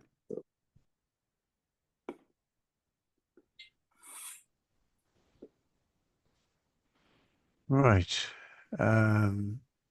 Daniel, may I ask a question? We have about 14 more questions to go through. What do you say, Michael? Well, is your question related with what we've just been talking about, Rati? No, actually, it's related to the Navamaṇimālai. Okay, then let's answer that, and then you can answer the other ones. Well, it's only related to the Red Hill, the śōṇagiri, the Red Hill. That was during the time when Aruṇācalam was very parched, wasn't it? But what about the time when it became verdant? Is that how, which time in history was it so parched that it was called the Red Hill? When Arunagiri were there and Guru Namah Shivaya were there, and when they all resided there? It's not referring to that. The reason it's called the Red Hill, in certain light, sometimes in sunset, you see it does look very reddish. but even when it's green, it will look reddish at sunset. But that is not what it's not referring to it in that sense. It's called the red hill because it appeared as a column of light, a column like a fiery column of light between Brahma and Vishnu. That's why it's called the red hill. The next question. And can I just say one more thing? That fire of that column of light, what that represents is the light of pure awareness. As Bhagavan indicates in this verse, he not only refers to it as living gloriously as the sublime śōṇagiri, he also refers to it as ciṭsorupa, the very nature of awareness. So that column of light that appeared between Brahma and Vishnu is that light of pure awareness. Can that also be referred to as a light of knowledge or jnana? Yes, knowledge, not knowledge in the sense of information. We have so much knowledge about so many things, not knowledge in that sense, but knowledge in the sense of pure awareness. As consciousness, as awareness. Yeah. For example, in verse 13 of Ulladu, when Bhagavan says, Jnanamam tane me, oneself who is jnana alone is real, there jnana doesn't mean knowledge in the sense of information, it means knowledge in the sense of pure awareness. That is what we actually are. Yes, yes. Thank you. Right. Om Namo Bhagavate. So chitta and jnana mean the same. Yes, yes, yes. Michael, yes. During my research into the praises sung by various saints in Tiruvāṇamalai on Aruṇācala, I came across Aruṇācala Venba, written by Śrī Sadhu Om. Could you share how Śrī Sadhu Om was inspired to write Aruṇācala Venba? It goes on. Yeah. The 100 verses of this composition beautifully expresses his reverence for Aruṇācala, detailing its greatness, the power of contemplating on him, and how Aruṇācala facilitates self-attention deeper and deeper. I don't know exactly the exact circumstances under which Sadhu Om composed Aruṇācala Venba. There is an older work called the ṉāmiṛaiyē Venba that was composed by Guru Namashivaya or Guhe Namashivaya, I can't remember. That's a saint who lived in Tiruvāṇamalai a few hundred years ago. So that's that also a ṉāmiṛaiyē Venba is also 100 verses on Aruṇācala in this particular Tamil meter called Venba, which is one of the meters that Bhagavan used a lot. For example, Ulladu Napadu is all in Venba, and many of Bhagavan's translated works and Aruṇācala Pancharatnam were in Venba. So it's a particular meter in Tamil. So it may have been partly inspired by that ṉāmiṛaiyē Venba, or that may have been what gave Sadhu Om the idea. The name ṉāmiṛaiyē is a name of Aruṇācala, but of all and it's a name that Bhagavan uses in many verses, but of all the names of Aruṇācala, the one that was closest to Bhagavan's heart, we can say, is Aruṇācala. So that's why Sadhu Om decided to call this poem Aruṇācala Venba. And just like a ṉāmiṛaiyē Venba, I think every verse of a ṉāmiṛaiyē Venba ends with the word ṉāmiṛaiyē. Every verse of Aruṇācala Venba ends with the word Aruṇācalam. And as always, Sadhu Om is emphasizing the oneness of Bhagavan and Aruṇācala. That is, Sadhu Om doesn't see Aruṇācala and Bhagavan as two, they are one. So that is one of the things that is made clear in that song. In all of Sadhu Om's songs, so many wonderful songs he's composed, and but he's always mixing in the Bhagavan's teachings along with the bhakti. For example, there's one work he composed called Ramana Sahasram. That is 1,000 members praying for jnana. It's called Ramana Sahasram Ennam Jnana Pratane. The prayer for jnana called Ramana Sahasram. In that, he's praying in so many ways. But what he's praying for, in every verse, he's bringing in Bhagavan's teachings. Basically, what Bhagavan has taught us that we should aspire for, he's praying to Bhagavan to give us to give that. So Sadhu songs are very much like Aruṇācala Stuti Panchakam. The bhakti and jnana are so richly interwoven there. We can't separate bhakti and jnana there. So, and Bhagavan's teachings are all, I mean, in almost all of Sadhu songs, he's bringing out subtle he's repeating Bhagavan's teachings in so many ways and bringing out so many subtle pointers to understand Bhagavan's teachings more deeply. So like Ramana Sahasram, like so many other songs of Sadhu, Aruṇācala Bemba is full of Bhagavan's teachings in the form of a praise of Bhagavan in the form of Aruṇācala.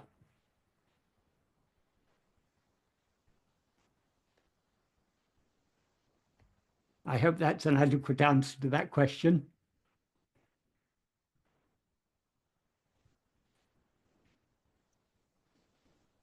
The next question. How do I deal with the seemingly contradicting statements in Murugan's Guru Vācaka Kavai? Are they to be treated as good reminders to turn attention to myself, the questioner, rather than pondering over the conflicting elements? Are they different because, just like the extensive but not that original day by day, for example, the Guru Chaka Kavai verses as well are meant for differently wired minds? Or is it just my desire to cherry pick likes among the dislikes? Did Murugan's personality somehow affect the general tone of the text, and that's why, better than the multi-versed, all-inclusive Murugan's work, are the shorter original texts by Bhagavan that you recommended in almost every video? Guru Vācaka Kavai is Murugana recorded teachings of Bhagavan, teachings that Bhagavan gave orally. So Bhagavan gave many different teachings in different contexts, and the teachings Bhagavan gave were suited to that is, as Bhagavan, as it is recorded in talks, but when Yoga Swami, who wrote Autobiography of a Yogi, when he came to Bhagavan, he asked Bhagavan what teaching should be given for the uplift of the masses. Bhagavan said, teaching cannot be given en masse. Teaching should be according to the taught. In other words, different teachings are appropriate to people at different levels of spiritual development. So Bhagavan, when answering people's questions and in different contexts, he gave teachings at many different levels. Naturally,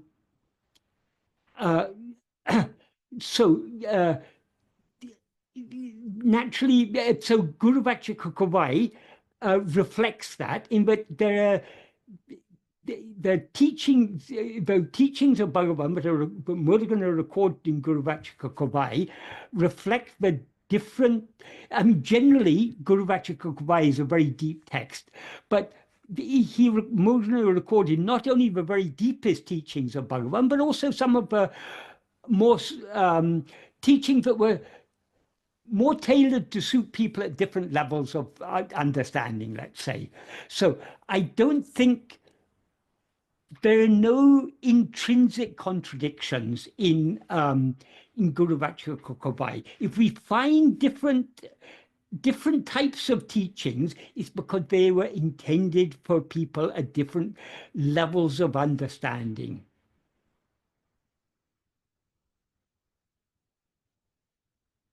Regarding Murugan's personality, that is,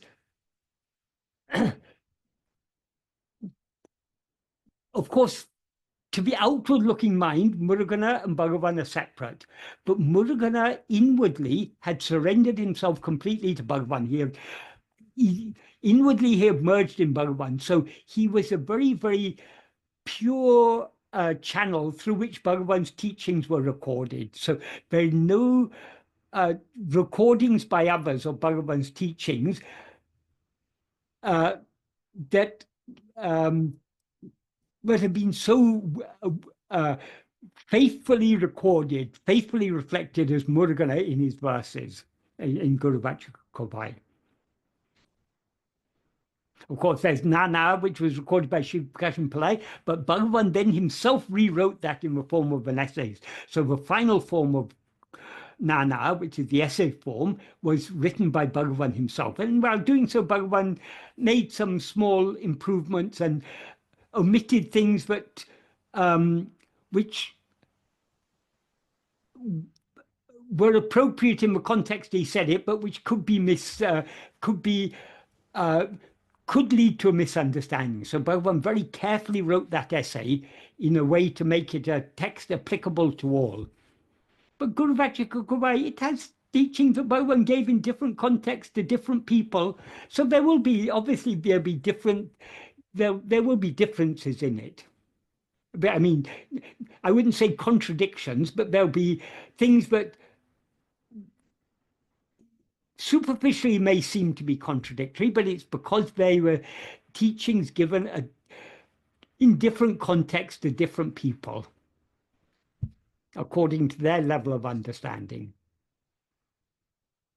I hope that adequately answers that question. Thank you, Michael. I just wanted to add one contradiction that seems the most striking, and that is concerning the minds of people. It seems that that Murugana mentions wicked people quite often. Could it be that I find myself wicked, and that's the reason why I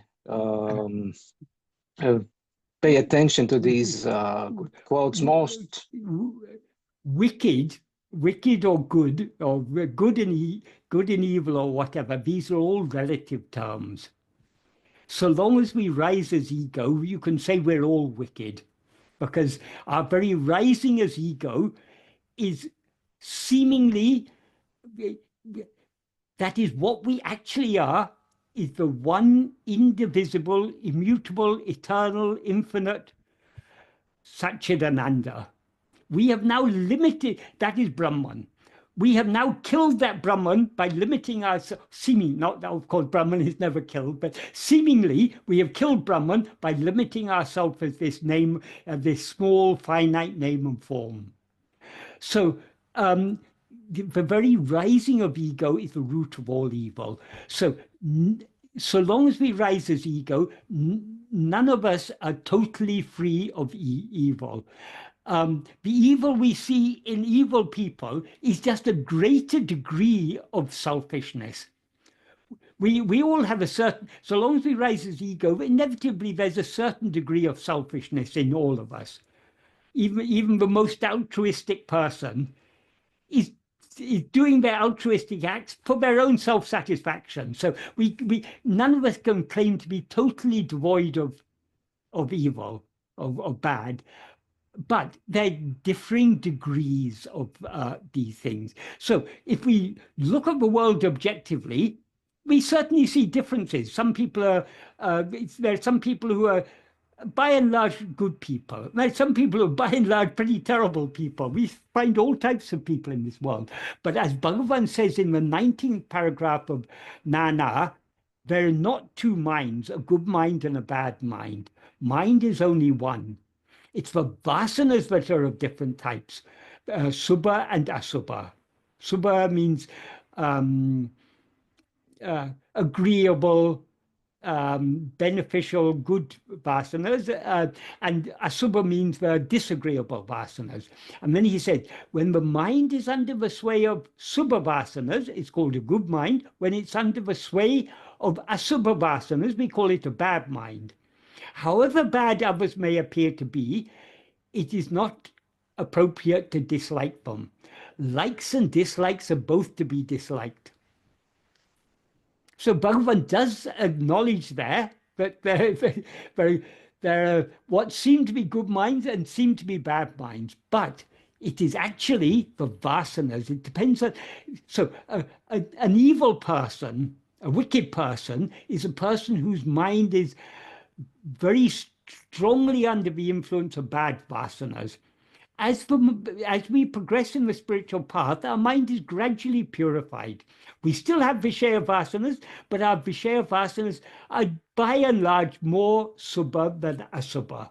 So we become better people.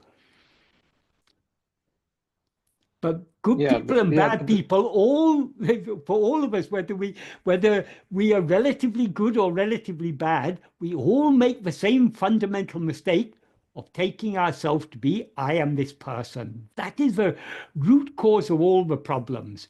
If we eradicate that false awareness, I am this person, which is what is otherwise called ego, that is, false awareness is what is called ego, then all problems are solved. Yeah, actually, that 19th paragraph you mentioned is actually the reason why I find it quite strange that he mentions wicked people as such, because I've personally I can't see any wicked people if I think of people as these vasana affected personalities. So every kind of person could be sometimes good and sometimes bad, and if we see something good in them, it's so they're no more wicked. So if I think, where are the wicked people? Where are they? I can see no wicked people in the world. But when we look at the world, there are tyrants, people who now that what's his name, that person who was whose family were ruling Syria for 50 years. Now that he's been deposed, the full extent of the cruelty of his regime, the terrible things they were doing, using chemical weapons against their own people, torturing people, terrible things. And he just one among so many. There have been Stalins and Hitlers and so many people. From a relative point of view, these are very clearly wicked, evil people. But this is all this. So long as we rise as ego, as Bhagavan says in verse 9 of Ulladu Napadu, dyads and triads both exist, holding on to the one. That it means depending upon the one. The one there is ego. So long as we rise as ego, we bring dyads and triads into existence. Dyads in this context means pairs of opposites: existence, non-existence, knowledge, ignorance, good, bad. All these pairs of opposites, they seem to be real so long as we rise as ego. So when we look at the world, there are definitely very good people and there are bad people in this world, and most of us are somewhere in between. I mean, it's not a black and white situation. It's a spectrum, from the most evil to the most good people. But none of us are perfect, because so long as we rise as ego, we are imperfect. So Bhagavan, what Murugan has recorded in Guru Vācca Kukuvai is what Bhagavan actually said, and Bhagavan checked the verses. Often he amended the verses, rewrote the verses. Bhagavan himself talks about, I mean, Bhagavan can be, if you read some of the verses, for example, of Uladunaplu Anubandham, he talks about those, he compares people who are seeking power, Shakti and Siddhis and things, to the, with the intention to reform the world. He compares them to, he said, Gopram Tangi Uru. He's comparing them to the plaster figure on the top of temple gateway towers in South India, who seem to be strenuously holding the top of the tower, but they themselves are supported by the gopuram, by the tower itself. So he says, when God is taking care of this whole world, those who seek Shakti and Siddhis, thinking that they can do it, he compares them to those, such people. He also compares them to a lame person who says, if someone would lift me, what are these enemies before me? So Bhagavan can be quite harsh in his in pointing out the folly of ego. And ultimately, all evil is the folly of ego. The root of all evil is ego. They say the root of all evil, money is the root of all evil, but who is it who desires that money? Money is nothing. It's just a piece of paper or metal or numbers on a spreadsheet. But who is it who has desire for that? That is ego. So ego is the root of all evil. So if we want to root out all evil, we have to root out ego from within ourselves. Yes, sorry, you were saying something? I'm just saying that thank you, Michael, for clarifying this, because it's convenient to read Guru Vācca Kukuvai because it's one book and it all includes like everything. Oh, it's a great treasure. That we are very, very fortunate that Murugan recorded so many precious teachings of Bhagavan. But we have to bear in mind, the thing with Guru Vācca Kukuvai, we often have the teaching without knowing the context. So if Bhagavan spoke harshly, he spoke harshly in a particular context. I thought so. I thought so. And if I find something contradicting, I actually bear in mind that I could just pray in my heart that may I understand it if I understand it in a wrong way. Yeah. And if we don't, we shouldn't expect that we should understand everything about Bhagavan. How can our finite mind understand that which is infinite? So sometimes there's a subtle arrogance in believing that we should be able to understand everything. So if we don't understand, it doesn't matter. Bhagavan, what we need to understand, Bhagavan will enable us to understand when we need to understand it. Ultimately, our aim is to surrender ourselves wholly to him. And understanding does play a part in this path, but understanding isn't everything. Who is the I who seeks to understand all this? Yes, Daniel, is there other questions? Yes, plenty.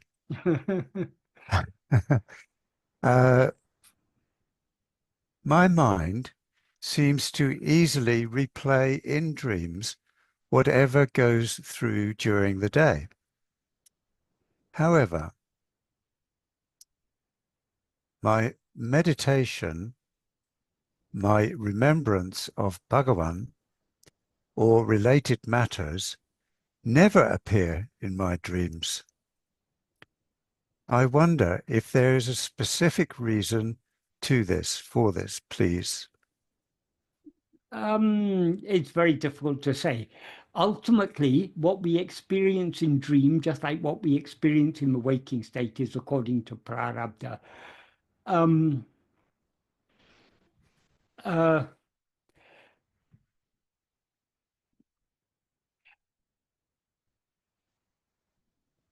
If at all there is a connection between what we experience, I mean, yes, there does often seem to be a connection between what we experience in the waking state and what we experience in dreams. Many things that have a strong impact on us in the waking state, they will recur in our dreams. Sometimes we experience something in our dreams, and later in the waking state we say, oh, that reminds me of that dream. We see connections between the waking experiences and dream experiences. But the things that, so to the extent that there is some connection, the things that impact us most tend to recur in dream. So the more we dwell on Bhagavan's teachings, and the more we try to put them into practice, the more we will find we remember them in our dream. They crop up in our dream. Sometimes in dreams, we may even be thinking, yes, this must be a dream, because this can't be the waking state. But then we say, in spite of it being obviously a dream, it's so real. So we can be thinking about Bhagavan's teachings, reflecting on Bhagavan's teachings, even in dream. I suppose to some extent, it may depend on the extent to which we dwell on his teachings in the waking state. Dwell on them means think about them and try to put them into practice.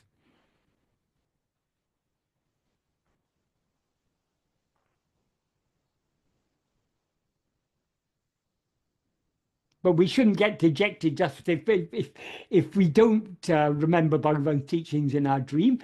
We have to remember them here and now and try and put them into practice here and now. Let's not forget about the past and future, because we can apply Bhagavan's teachings only in the present moment. Thank you, Michael. That's helpful. My intention behind asking that question was, when there are many things which I don't consciously worry about, but they nevertheless come in my dreams. But whereas my meditation or my practice, which lately I'm trying to focus consciously, but that never transcends when I'm asleep. There's no, we can't say exactly why that is, but and what is that may be your experience now. After a year, you may say, oh, Bhagavan teachings often coming in my dream. Who knows? I mean, we shouldn't be too concerned about these things. We should always remember Bhagavan's teachings are not about who I was or who I will be. It's who am I? It's in the present moment that we can know ourselves. So we should always be, rather than being concerned about the content of our dream, or content of our nighttime dreams, or even the content of this present dream. To whom is all this content? To me. Who am I? We need to be constantly remembering to turn our attention back to ourselves, away from whatever phenomena appear, back towards the one to whom all these phenomena appear. In other words, away from objects, back towards the subject. Understood. Thank you, Michael. Right. Sanjay Lohia would like to ask you a question, Michael. Yes. Sanjay? Yes, please. I'll be asking. So, sir, in your recent video, that is 27th of, this pertains to your last year's video, 27/1/2024, at around 2 minutes, you said the following: in order for anything to come into existence, at least time must exist, because anything can happen only in time. But if time exists, that means existence is already prior to something coming into existence. It cannot be from non-existence. It can only be from existence, that anything can emerge. does it mean that time comes first? No, it doesn't. It doesn't, because time itself is an appearance. For something to appear, it should appear in the view of something. To whom does time appear? Only to us as ego. Ego must precede time. But the ultimate truth is, nothing has ever come into existence. That is ajata. So my question is, sir, how will you describe time in this context? Because you say that ego first gives rise to time. That is what you imply or say. And within time, everything else seems to appear. This is what you imply. So how do we understand time coming into existence before everything else? Well, time, and particularly time, and well, as far as physical things are concerned, physical things appear within the framework of time and space. Mental things, in a certain sense, there's a mental space in which everything appears. So that is the framework in which it all appears. But the framework and the content of that frame all appear simultaneously. And they appear simultaneously with ego. When it is said that ego appears first, as Bhagavan, for example, in the 5th paragraph of ṇāmiṛaiyē, he says of all the thoughts that appear in the mind, the thought called I alone is the first. Only after this appears do all other thoughts appear. Only after the first person appears do second and third persons appear. Without the first person, second and third persons do not exist. So there he seems to imply that ego comes first and then other things.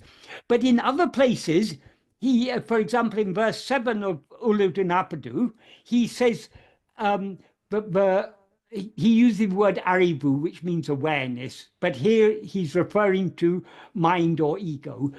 So we can, let's take it in the implication is ego. So ego and the world arise and subside simultaneously. Though they rise and subside simultaneously, the world shines only by the mind, only by ego. So why does he in one place say it's simultaneous and in another place say ego comes first? Because the first person or the thought called I means ego.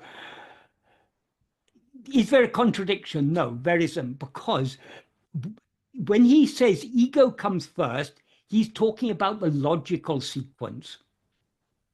When he says they appear simultaneously, he's talking about the temporal sequence. So the temporal sequence means the sequence in time. So in time, it's simultaneous.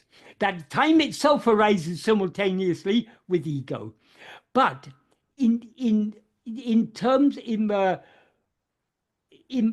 causal sequence, ego comes first. That is, there are many cases of simultaneous causation.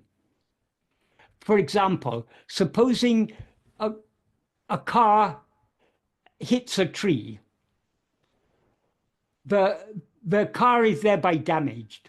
So the damage to the car is the effect. Hitting the tree is the cause. The cause and effect happen simultaneously. But in terms of causal sequence, the cause comes first. So when Bhagavan says ego comes first, he's talking about the causal sequence. So ego is the root cause for everything else appearing. Nothing else can appear without ego. When he says there appears simultaneously, he's talking about the temporal sequence. As soon as ego arises, everything else arises. As he says, for example, in verse 26 of Ulutunapadu, if ego comes into existence, everything comes into existence. If ego doesn't exist, everything doesn't exist. Yes, sir. Is that distinction clear? Yes, it is clear. What you implied here is that ego comes into existence, and then there is a time, and then everything comes into existence. So Yeah, yes, but that I didn't understand. Yeah, well, we're talking there about the causal sequence. The root cause for the appearance of time, space, and everything else is the appearance of ego. But they all appear simultaneously. Yes, The cause and the effect appear simultaneously. Yes, it makes sense now what you're saying, because according to me also, when ego rises, there is a change, and that change itself is time. There is no difference. There is no, the time doesn't come prior to change. Yeah. If we think about it too far, we'll have to come to the conclusion that actually nothing has ever happened. Yeah, that is the ultimate thing.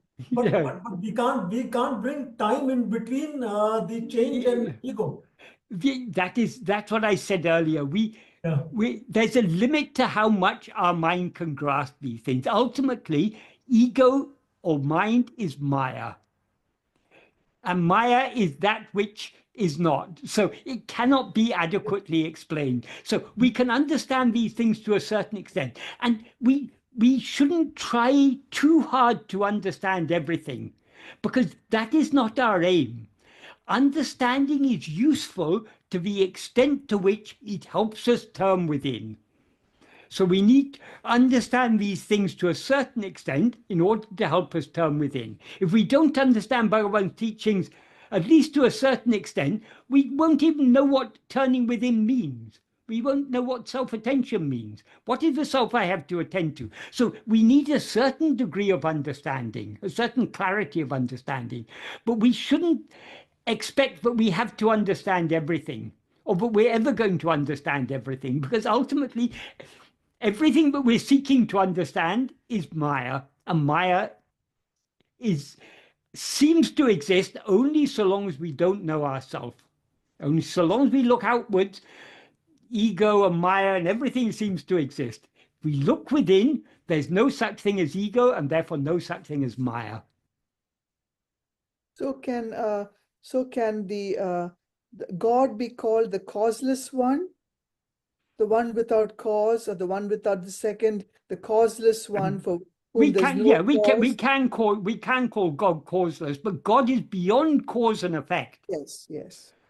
The first cause, the cause of all other causes, is ego. So there's no ego is causeless. Because there's nothing that precedes ego. God doesn't cause. I mean, God meaning God in the sense of Brahman, our real nature, what we actually are, Satchidananda. That is just pure being. It doesn't cause anything. So there's no cause for we can't find any cause for the rising of ego. And in fact, if we investigate this ego, we'll find that it has never come into existence in the first place. So Bhagavan said, trying to find the cause of ego is like trying to find the cause for the birth of the son of a barren woman. There's no such thing as the son of a barren woman, because if a woman is barren, she has no son. If she has a son, she's not barren. So the son of a barren woman is a term that is often used in Advaitic texts to talk about something that doesn't actually exist. So ego is the son of a barren woman. Yes, thank you, Michael. Right. And everything else depends upon this non-existent ego.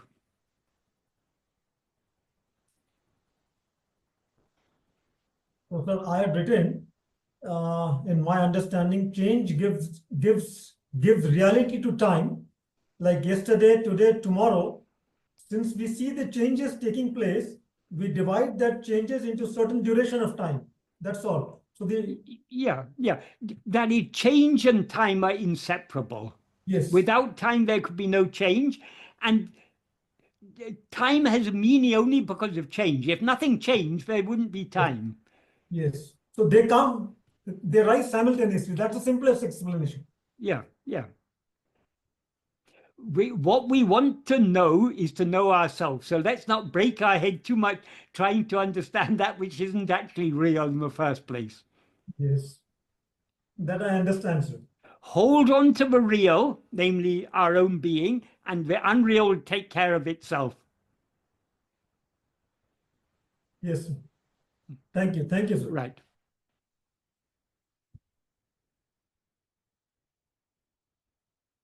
Right. Next question. As Michael has said, everything that turns us inwards to the self is by the grace of Aruṇācala. So actually, everything towards the self is done by the grace. So should we surrender to the grace and let it lead us? Yes, but how to surrender to a grace? That is, the grace is that power that is pulling our mind inwards. So surrendering to that means allowing ourselves to be pulled inwards. But since we have very strong inclinations to go outwards, it seems to require effort on our part to go within. So we have to make that effort, but that effort is actually yielding to the inward pull of grace.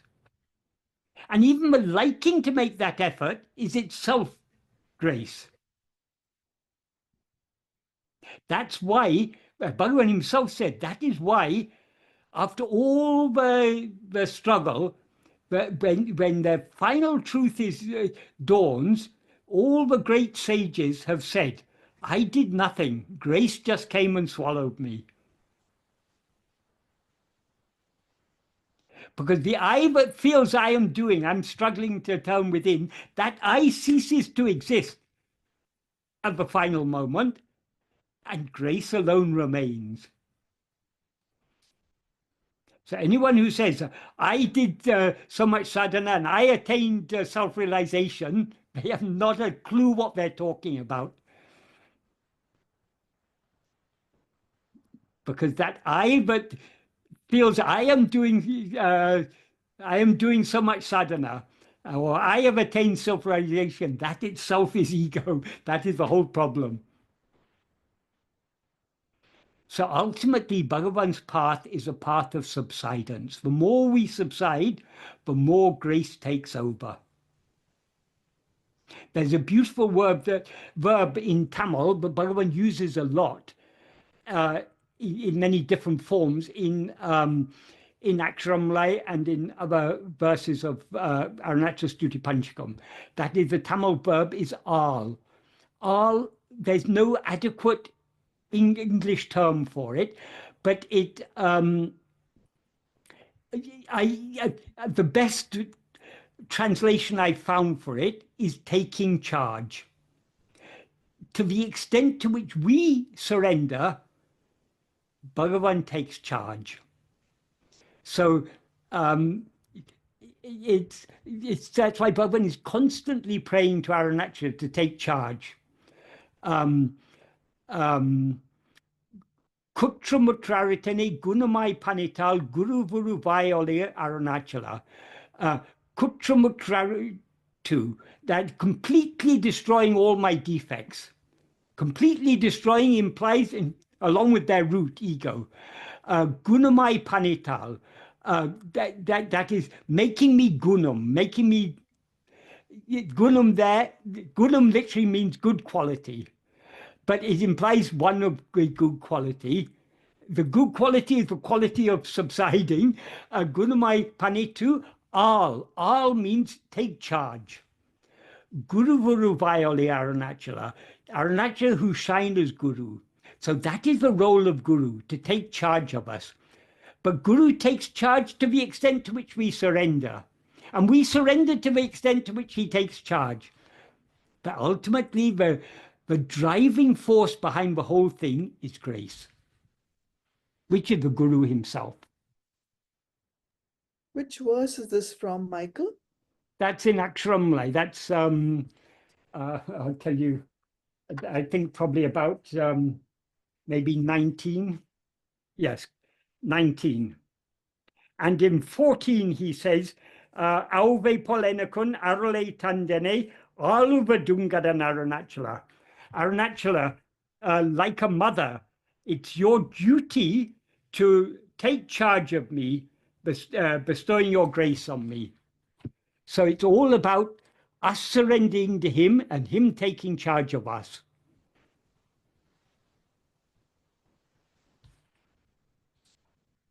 Yes.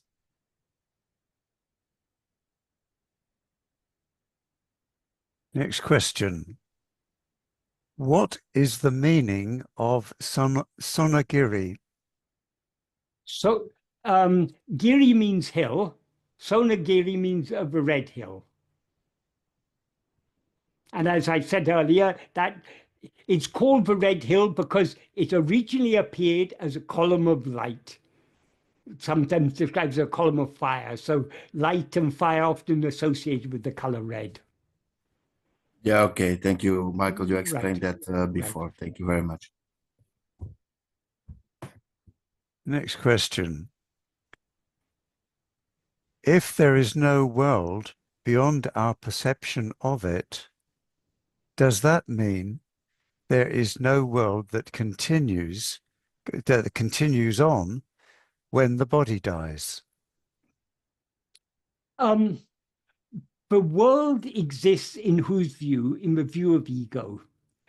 The body is a part of the world. When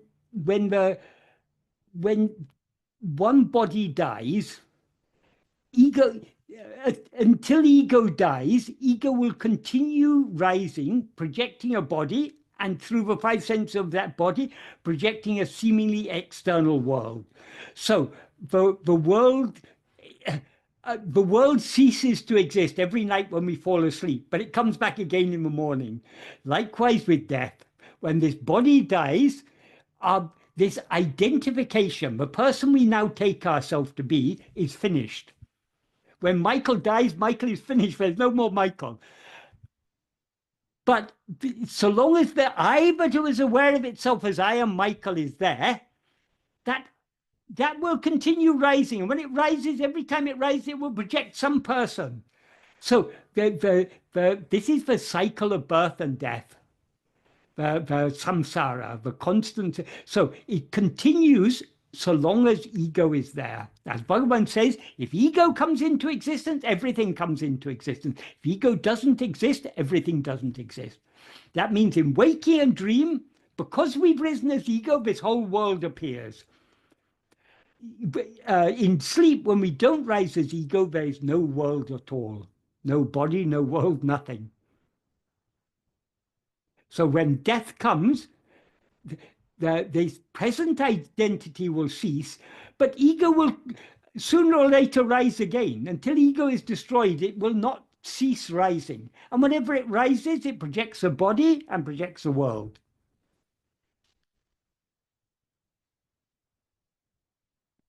Will it be the same world in the next life or not? Who knows? It's all a dream anyway, so none of it is real.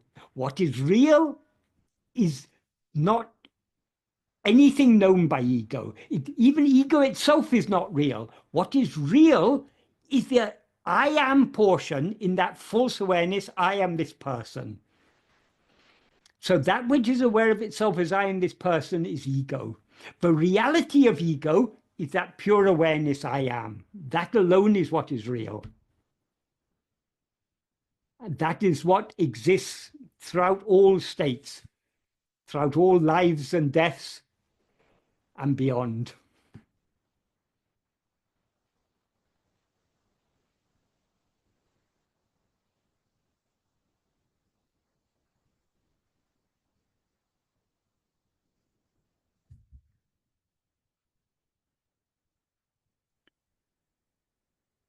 Does abiding in the heart put an end to samsara, which may be a mental process? Yes, but what do we mean by abiding in the heart? Who is to abide in the heart? Heart means the very center. So what is in the heart is only the heart. So abiding in the heart means abiding as the heart. The heart means Satchit. So being as we actually are, that is abiding in the heart. And when we remain as we actually are without ever rising as ego, that is our real state.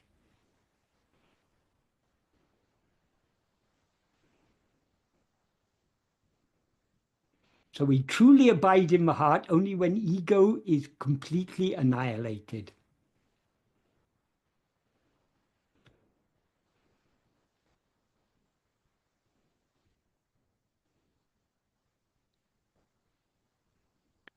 Next question. What is attachment? There are certain things which we all know what we mean when we use certain words, but it's very difficult to say exactly what that word means.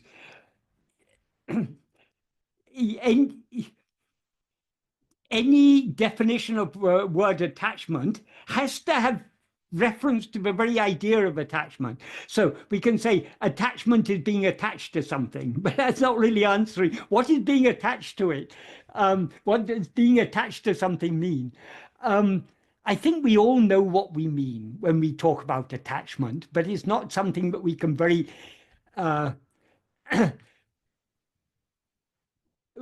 apart from saying attachment means being attached, it's very difficult to give any other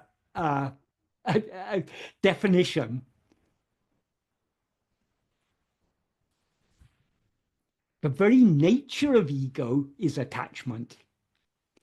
Bhagavan describes in verse 25, grasping form, it comes into existence. Grasping form, it stands.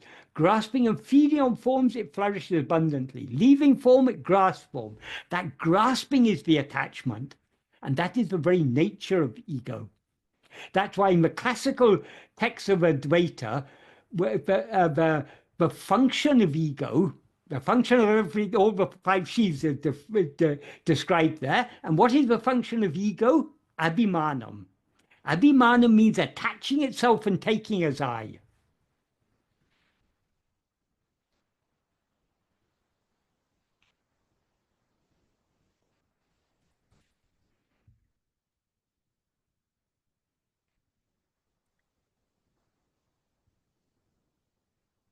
When we are looking through another's eyes, what exactly are we looking at? What would Bhagavan say?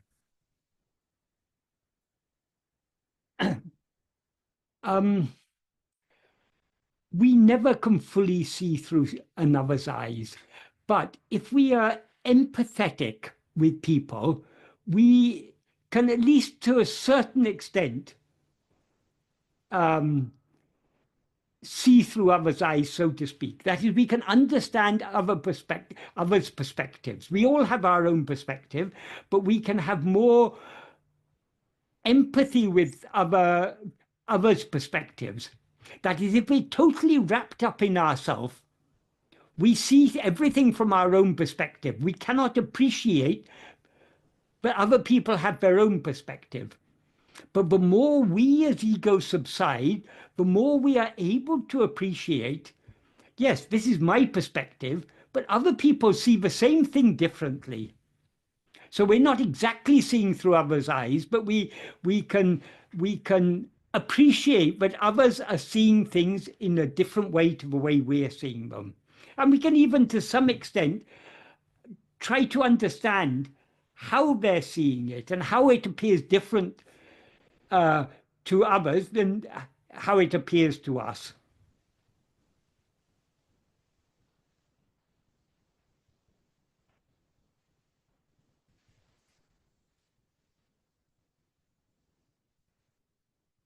When one prays for the benefit of humanity, does one not contribute to the collective consciousness?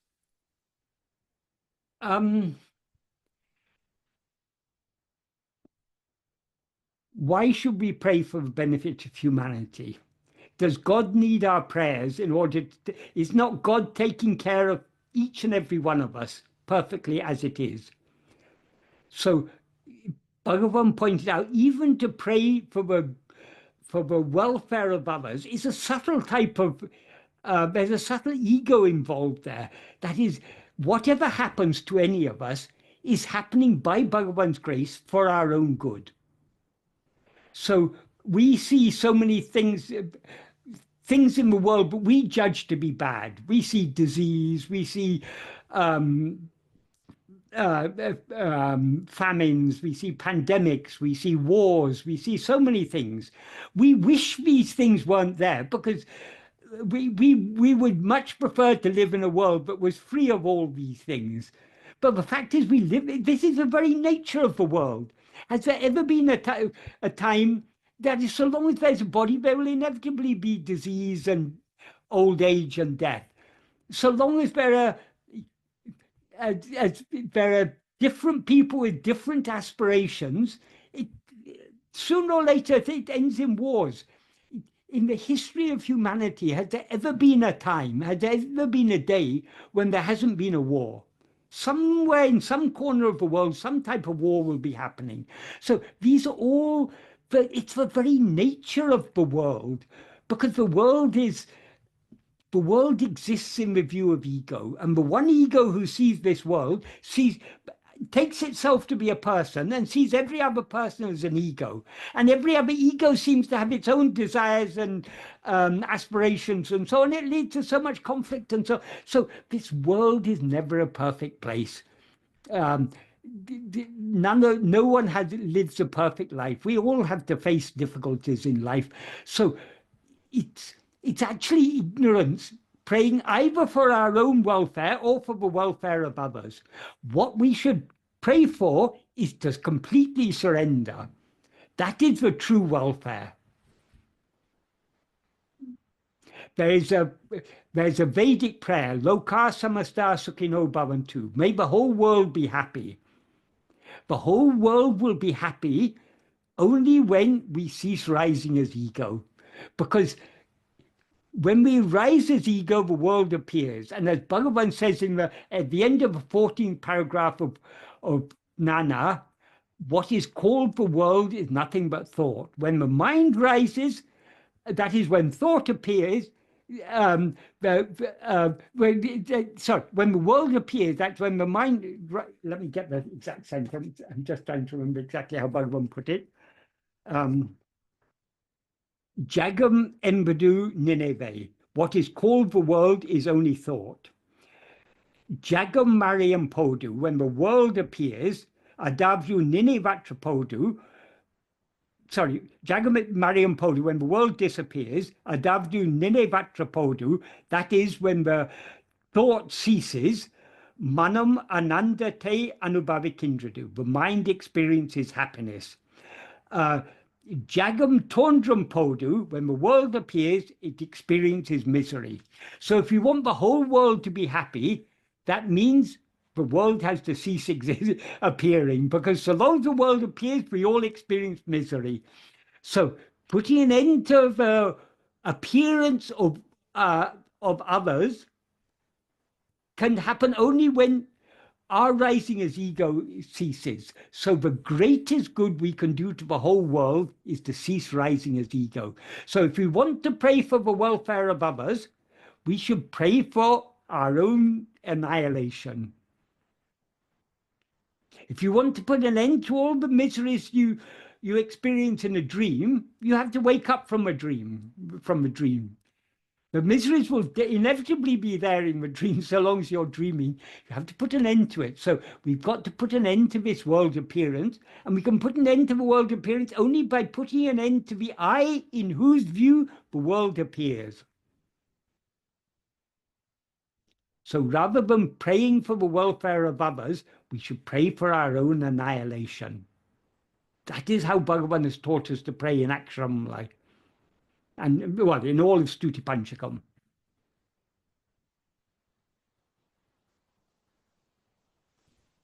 Thank you, Michael. Thank you for answering all the questions. Okay. There are many messages saying thank you to Michael. Well, all thanks are due to Bhagavan, because I hope I've only pointed out what Bhagavan has said. I hope I haven't put in any of my own ideas. Because as far as possible, it's Bhagavan's words that matter. Bhagavan is pointing us in the right direction. So if my answers are useful, it's because I simply pointed out what Bhagavan has either said directly or implied.